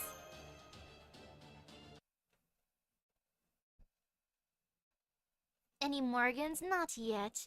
I did get 3 caster coups. I'll try 2 more multiples. What an unpleasant surprise. Exactly who gave you permission to stand there? Human? Olympia Dodona's corridors are reserved for gods alone. There are no place for humans to loiter. I see. Well, I do beg for your forgiveness if I've offended you, O goddess of beauty. I was trying to hide my pitiful human self behind a pillar, so as to not upset your divine mood. But I guess I wasn't successful. You're new here. Are you another one of those mages from proper human history? Cryptors, was it? Let's see. There's Cadox and Lupus, who reminds me of a filthy little puppy. Pepperoncino, who reminds me of a nasty vulture. And you're... What are you exactly? Are you really a cryptor? Wait, so Cadoc is a puppy? My boy Pepe is a vulture? Yeah, what's Beryl? And what's Kristaria? I wanna know what Kristaria is in her eyes. Cadoc being a puppy though. Very a rebellious puppy. Nothing about you stands out. I can't even think of an animal you remind me of. How dreadfully boring. Ouch. Ooh. Like Barrow, I don't really care for you, but that is a big ouch. Ouch! You cut me to that quick, goddess. But yes, you're exactly right. As you can see, I am but a humble, harmless human. If you think me pitiable, I would only ask that you find it in your divine heart to offer me some tiny modicum of compassion. Compassion? You want me to spend my precious time thinking about a human? Humans are weak and deserving of our protection. I'm even willing to lend them a hand when they need help. But that's as far as it goes. We are the gods of Olympus. We would never waste our time on something so foolish as thinking about humans, especially not here. Not even a comrade of Kristaria. Know your place, human. Ah, you couldn't be more right, goddess. Please, forgive my foolish offense. You see, I only just arrived from an incredibly barbaric island. Every person there had their hands full taking care of themselves, and any faith they may have had in something greater had long been lost. Not that there were ever any gods in that world. To begin with, of course, compared to that, Olympus has been truly divine in every sense of the word. Indeed, your glorious light is still far too bright for my poor eyes. I only hope you can laugh off my slight as the foolish remarks of a hopeless country bumpkin. A world without gods, Such a place is better off being pruned. Very well, Cryptor. You may not be worthy of my consideration, but I can spare you a bit of my pity. I can only imagine how much you must have suffered in the lost spell without a single god. So I will overlook your transgressions here, in light of your wise decision to abandon that foolish lost belt. Now then, what is your name? Ah, your mercy and kindness move me to my core, goddess.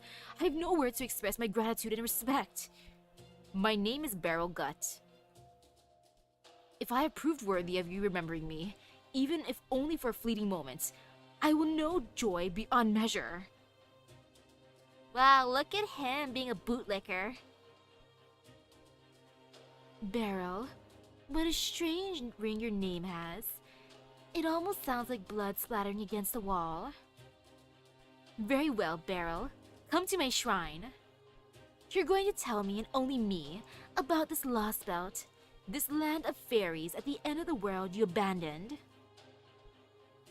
It would be my pleasure, my goddess. But first, may I ask you something? I can't seem to find a close friend of mine here no matter where I look. It's Kadok, the one you said reminds you of a puppy. Would you happen to know where I might find him? Of course not. I couldn't possibly care less about such a hapless creature. He's probably out somewhere enjoying one of the city's automated brothels. How that's what she expects of him. It's like, Kadok. He seems like the kind of guy who would just be hanging out at the automated brothels. Oh, Kadok. I see you as an edgelord, but I do not see you as that.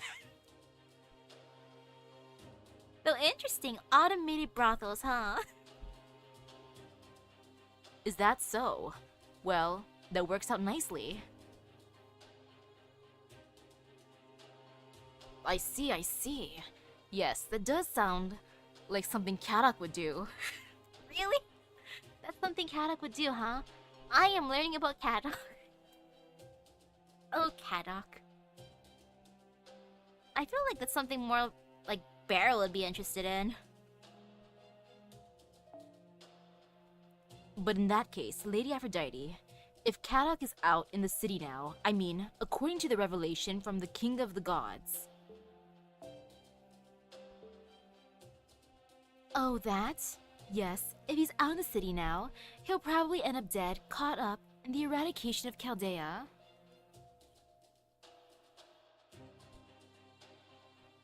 As a pathetic member of proper human history, rather than one of our citizens of Olympus, I doubt there will be so much as a trace of him left.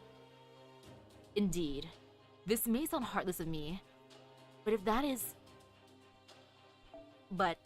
is his fate, so be it. After all, you are the goddess of love, and love can, at times, be cruel. You were never one to come to the aid of the mortals, even in proper human history. For my part, I can only hope and pray that Kadok is still somewhere in the shrine. What about the other 12 Olympians? Say, for example, the goddess of land and harvest, who has long protected nature, animals, and humans alike? Oh yes, Demeter.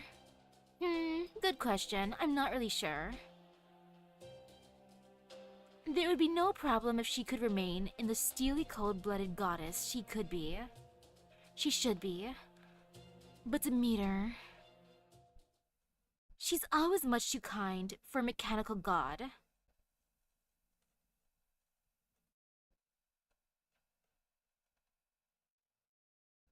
Okay, and now back to the outside. Interstellar, mountainous city Olympus. South District. Bird sounds? All of a sudden, an enormous flock of birds took to the sky, causing the people there to instinctively look up. But it was only a flock of birds taking flight. Nothing else of note occurred. Today would play out peacefully, just as yesterday had. Soon, there would come another peaceful tomorrow to take its place. That was what everyone thought just before it happened. Or it happened? Oh.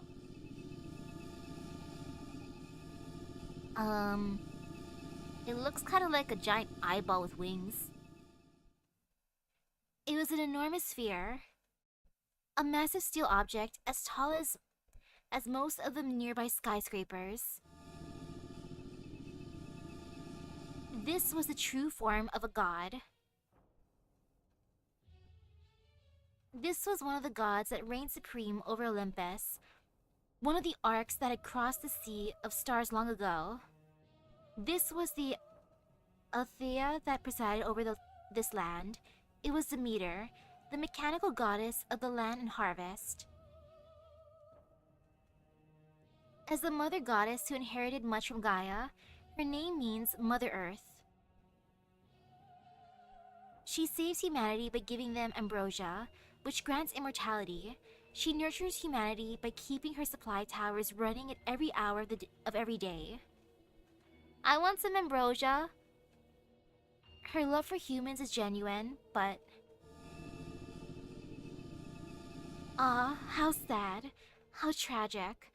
Death is so sorrowful. Endings are such misery. Oh, my beloved citizens of Olympus, my darling, precious children. I'm so sorry to have to do this, but I need to take your lives for a moment. Commence demolition.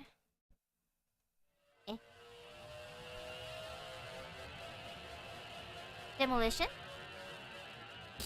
Ma'am, what are you doing?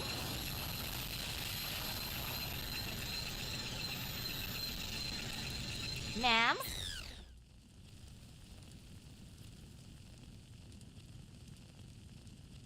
Well, it's a good thing we're underground. Though I feel like we probably feel shake at this point. Yep, it's shaking.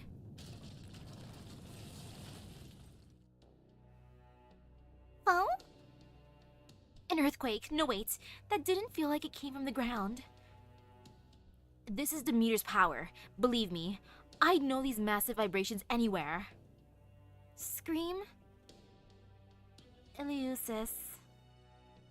It's a, well, scream derived from Demeter's authority that can till massive expanses of land in an instant. It's powerful enough to destroy entire city districts. She could use it to plow all of Olympus in probably half a day. Did you say all of Olympus?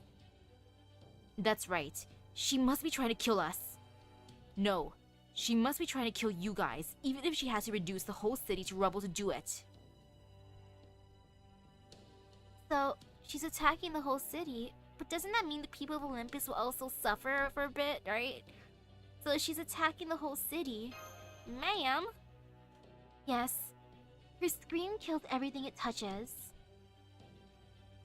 She must be counting on all of us being somewhere in the area she's targeting, as that's all she needs for her attack to succeed.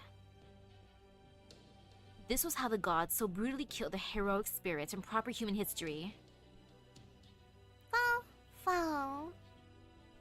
So they don't think anything of sacrificing their own city. But wait, I just remembered. Adele, didn't you say that? The power of the gods is the only thing that can kill these immortal people. But while they're practically immortal, they're not truly immortal. That's what you said, right? That's right. So then, does it mean that at this very moment, Demeter is massacring hundreds of thousands of people? Yeah, but nobody's gonna care. Not when they know she'll just regenerate everything she kills or destroys later. It's what she did back during the Third Machia, and it's what she did when she killed Nikola Tesla's group too. With Demeter's authority, she could easily massacre every Olympian who swears allegiance to her, and bring everything back the way it was in just a few days. Our glorious gods, eh? So, even death can be cured in this world. But you also said you still felt pain, right, Adele? Even if they know they'll be brought back to life, being crushed to death inside of a building must still be a terrifying experience. Maybe it only sounds weird to me because I'm not immortal myself. Yeah, maybe it only sounds weird to me because I'm not immortal myself. For them, it's just like, that's something that happens every so many thousands of years, you know? Assuming that the goddess of the land's authority truly is capable of completely restoring a person's physical body, the notion that the experience of dying would somehow not affect the victim psychologically is... I must admit that, while this is an unexplored territory, the prospect seems extremely unlikely at best. I see you care about the same things they did. And true, they really be on some extra life vibes. You're like, I have extra lives, it's fine, whatever. Just like how I feel in most games, it's like, if I die, I'll be resurrected later, it's fine, whatever. Some said it didn't matter, what the people of this lost belt went through, since they were all going to disappear when proper human history was restored anyway. But that didn't prevent the heroic spirits of our alliance from trying to save them from the gods' devastating attack. What's more... Ha ha ha ha! Now that I've been on standby for so long, I took the liberty of rebooting myself! Adele, Makarios, people of Chaldea. Given how you twins are more sensitive than most people, and according to Old Lionhead, the master and the demi-servant from Chaldea are just as much, if not more so. I imagine you must be absolutely twisting yourselves into knots over this dreadful state of affairs. Ha ha ha. I know, because we did too. And with the benefit of that experience, I will ensure you don't make the same mistakes we did. Now then, let's resume Operation God Destroyer. But how? How will we do that, sir? South Interstellar City. Well, I guess we're fighting now. And I have to use Musashi. Okay, and I have to use Mash. Okay. This is fine. No fear. Yeah, I gotta get my own Castoria later then. Ah, how sad. How tragic. Death is so sorrowful. Endings are such misery. However, as long as I have my authority, death will be but a memory, and no life on Olympus will ever truly end. And yet, I still can't help but feel this is terribly sad.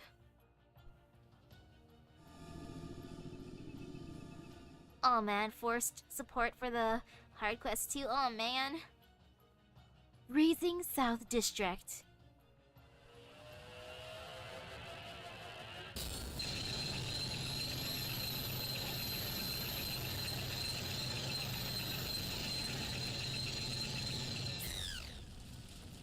I think the worst part about dying here as one of the citizens would be the sound. Like, oh gosh, that'd be so piercing.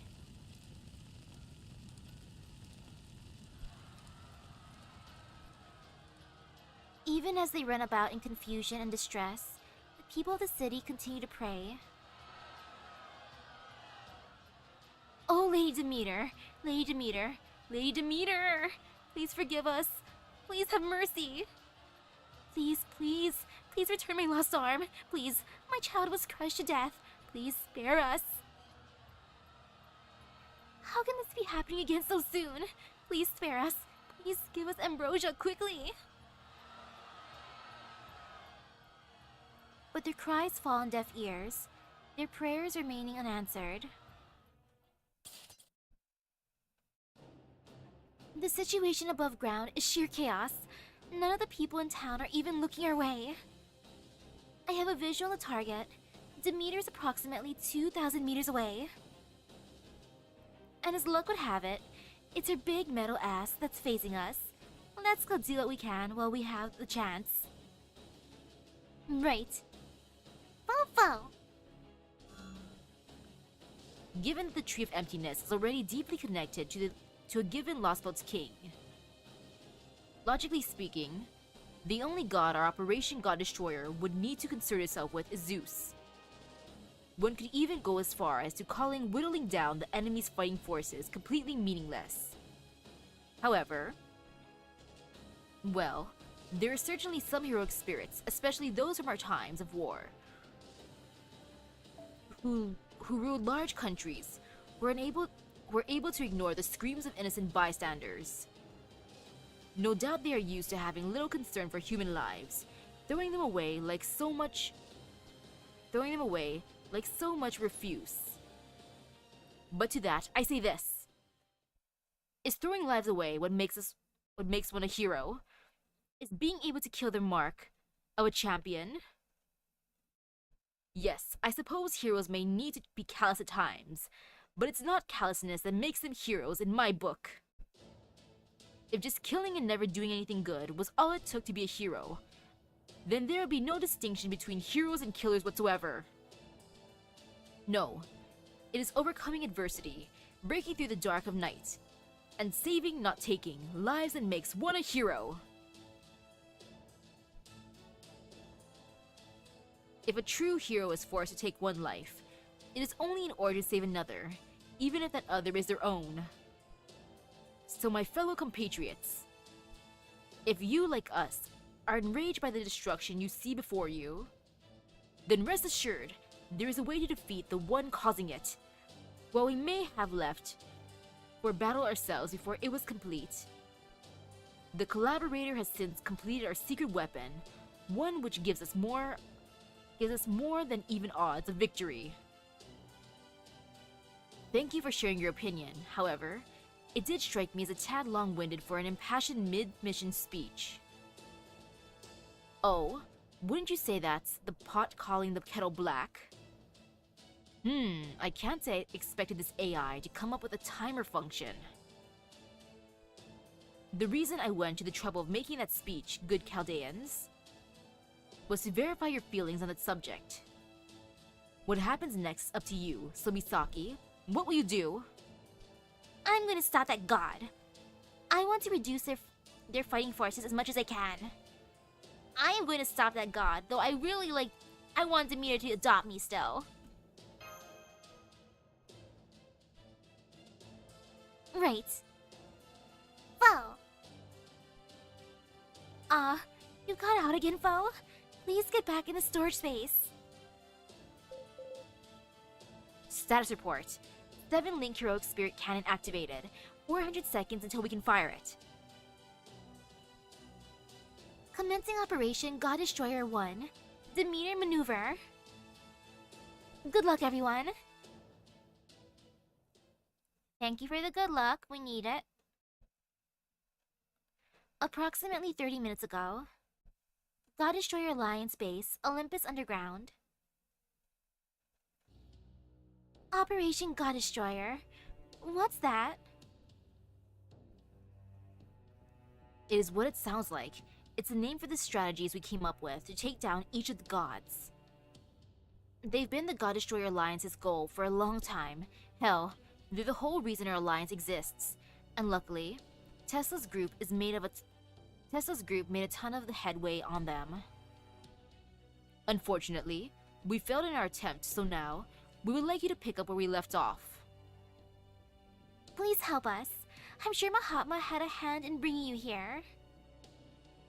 These spirit origins of ours may not know you, but you've fought alongside other versions of us before, right? I remember you. We met back in America. We fought both against and alongside each other. I'm sure you will all fight to the very best of your ability, but knowing you, I can promise you this. It still won't be easy. Which is why we have this. What this? This what?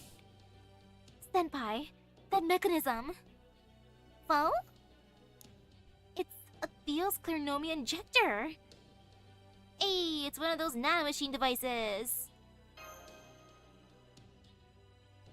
Right, externally, it appears to be very similar to the ones we saw in Atlantis.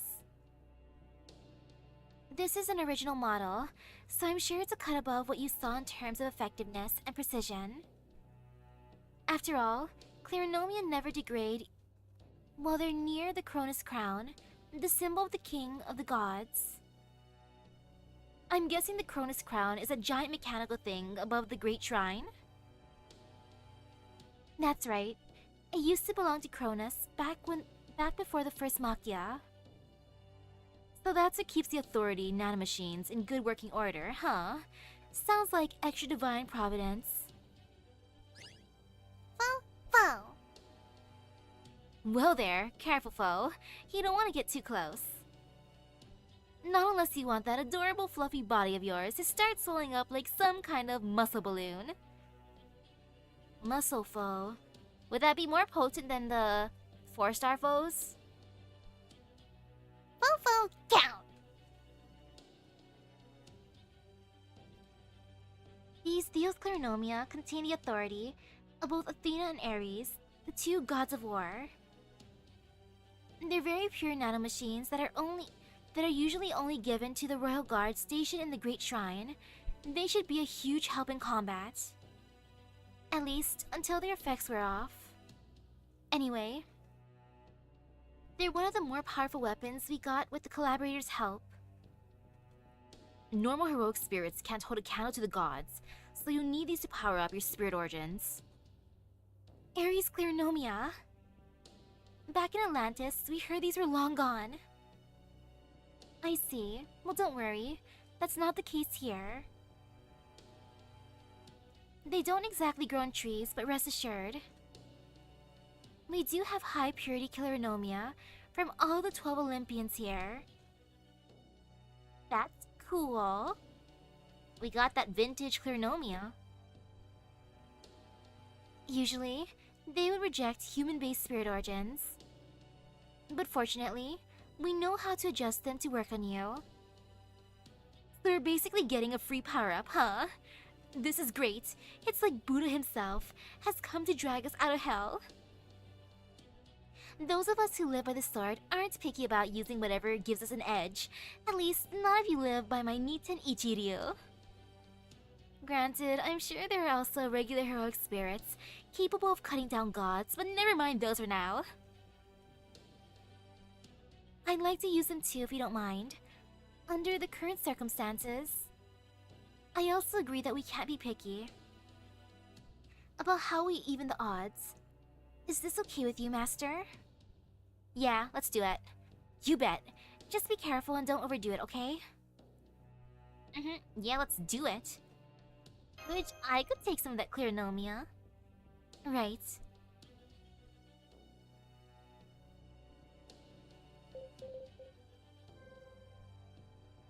If you'll stand over there, Mash and Musashi, I'll begin the Clarinomia injection and bonding procedure. And while we're doing that, I'll go over exactly what Demeter is. Here's a video feed of what's taking place above ground right now. This is Demeter, goddess of the land. AKA Demeter, interstellar voyage supply and production ship. She provides the Olympus interstellar fleet with the supplies they need, and on Earth, she provides people with infinite resources. She's said to be the god who inherited the most from Gaia, one of the original prototype ships. She possesses authority over the harvest, in other words, production and regeneration.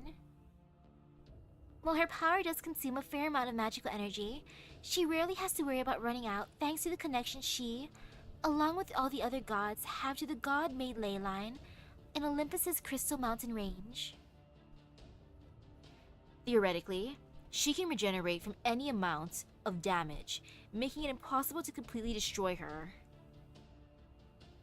And if that wasn't bad enough, she also possesses Scream Eliosis, a destructive authority that breaks down old and dead organic matter into reusable resources. Between infinite regenerating defense and massively destructive attacks, she's a very powerful opponent. There's no way you can hope to defeat her in a normal battle. I see, yes. That's certainly about what I would expect when going up against one of the 12 Olympians. What about the aural dissonance you two used yesterday? It appeared to do a good job at cutting the gods off from their magical energy resources. That is one of the Alliance's trump cards, but it's not one we can use freely. Plus, it takes a while to change. Plus, it takes a while to charge with magical energy, so it's still out of commission right now. Not to mention that the real thing is somewhere else right now, sorry. I suppose I should have expected it wouldn't be this easy, or that easy. However, we've been developing a secret weapon on the sly. The 7-link heroic spirit cannon. With it, we have a non-zero chance of actually slaying the gods. The 7-link heroic spirit cannon? That's a very impressive name, but what exactly is it? Unfortunately, it wasn't ready when Tesla's group was still here, but it's ready now. With the heroic spirit cannon complete, we can finally fight back without having to cower and fear the gods. The 7-link heroic spirit cannon.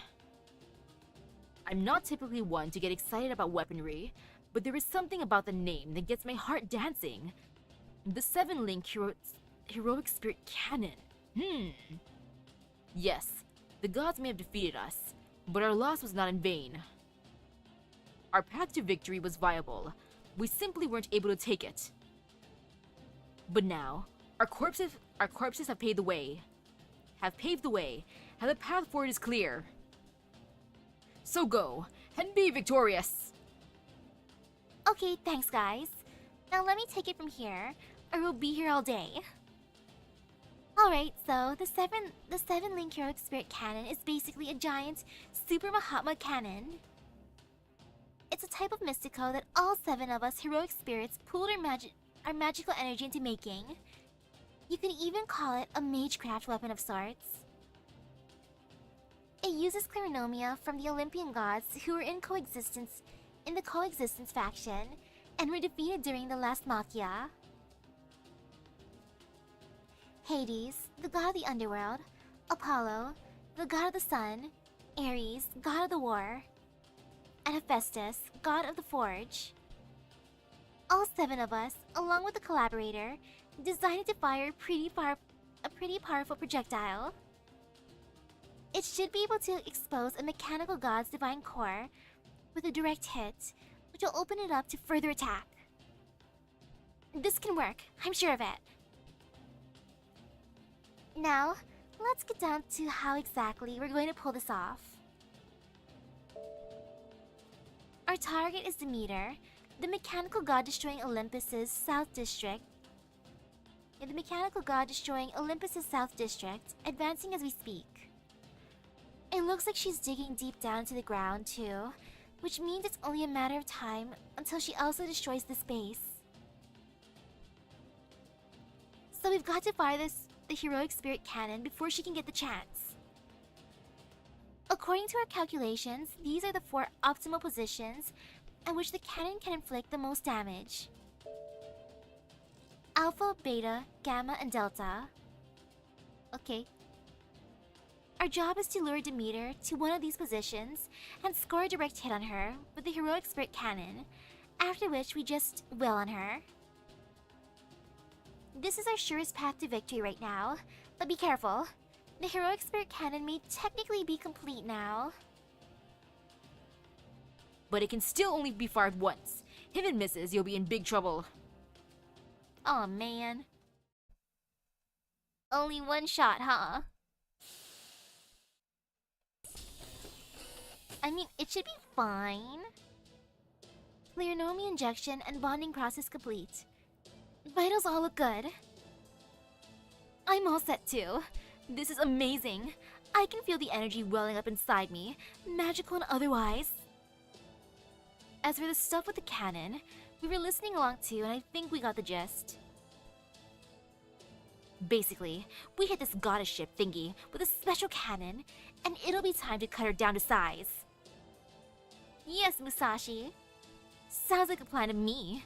Now, let's all go make it happen. Are you with me, Misaki? Let's do it! Operation God Destroyer, begin! Right, Master? Wow! There's just one last thing you should be aware of. We don't have time to get into the details now, but just be careful about what you say up on the surface. Down here, you can say whatever you want, but up there, make sure not to mention our base or our names. I don't really get it, but got it. Can we use, like, code names? All set? Great. Then let's get this operation started. Yeah, we need code names then.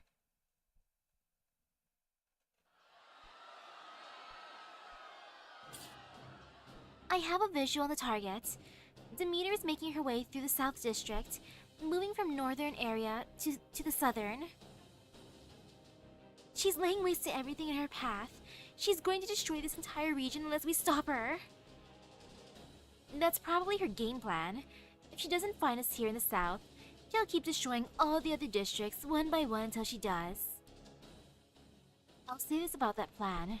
It's a pretty solid approach to killing us all no matter where we might be hiding. Case in point, the Alliance base is right in the southern tip's underground infrastructure. These gods don't do anything by halves, that's for sure. If nothing else, I'll give them points for style. Last time, Demeter stopped her assault after she'd killed all the heroic spirits above ground. But this time, we don't know what her ultimate objective is. For all we know, she might really destroy the entire city. Either way, we're not gonna take this lying down. No way in hell I'm gonna let this god destroy the city or wipe out our base. What's the latest status on the 7-link heroic spirit cannon? It's all set up on the rooftop of a disguised skyscraper in the middle of the South District. We're aiming it at Point Alpha as we speak. Find a way to lure Demeter here. Demeter there. We'll open fire as soon as we have her in our sights. Foe! Please get back in the storage space, Foe. Let me go over this one more time.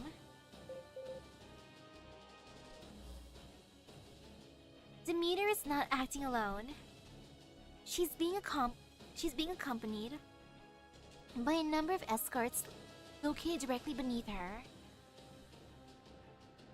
Specifically, it's a swarm of destructive machines and steel demonic beasts. You should be able to draw Demeter's attention by finding these escorts and destroying them one at a time. Our analysis tells us that Demeter relies exclusively on her overwhelmingly powerful abilities in combat. So she has no understanding of a strategy or tactics as applied to battle. So the plan is to hit the nearby enemies hard, draw Demeter's attention, and lead her to Point Alpha. Fascinating. Yes, most fascinating indeed. It seems phase 1 of this anti-machine god strategy can be described as, we won't know until we try. Phones? Holmes? Where did that come from? Holmes? I'm shocked too, Senpai. I can't recall Sherlock Holmes ever saying something so, cavalier before. It almost sounded to me like he was just, well, saying something for the hell of it. Ha ha ha. I assure you, Miss Kirilight, I was being quite sincere. What? Does he usually say this kind of stuff, or was he hitting that pipe of his when we weren't looking? No. Well, I do very much enjoy a good pipe.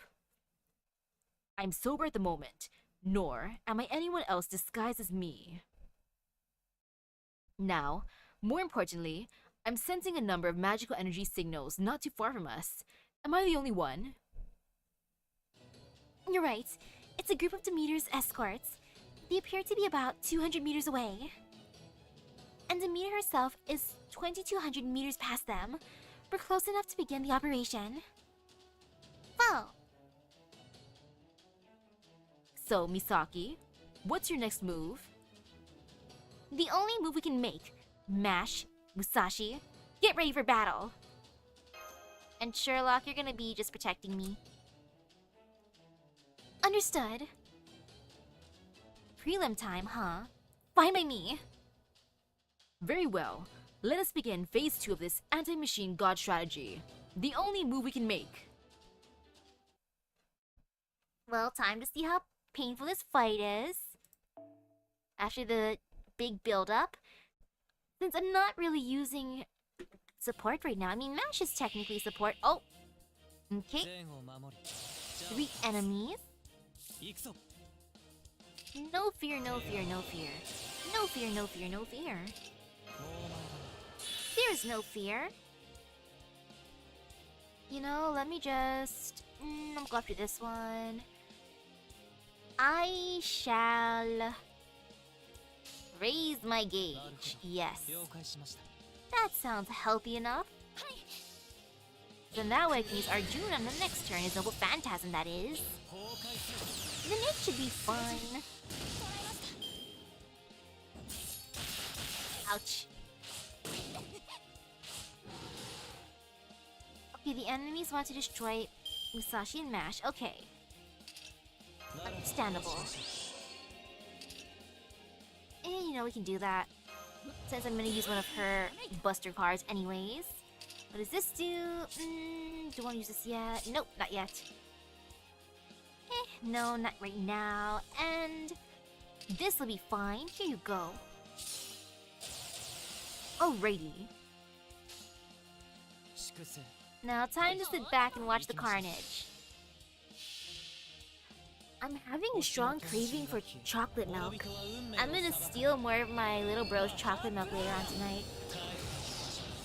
Like, usually I'll just mix whole milk with powder, but they got him those actual chocolate milk jugs, and I'm just like, yo, this is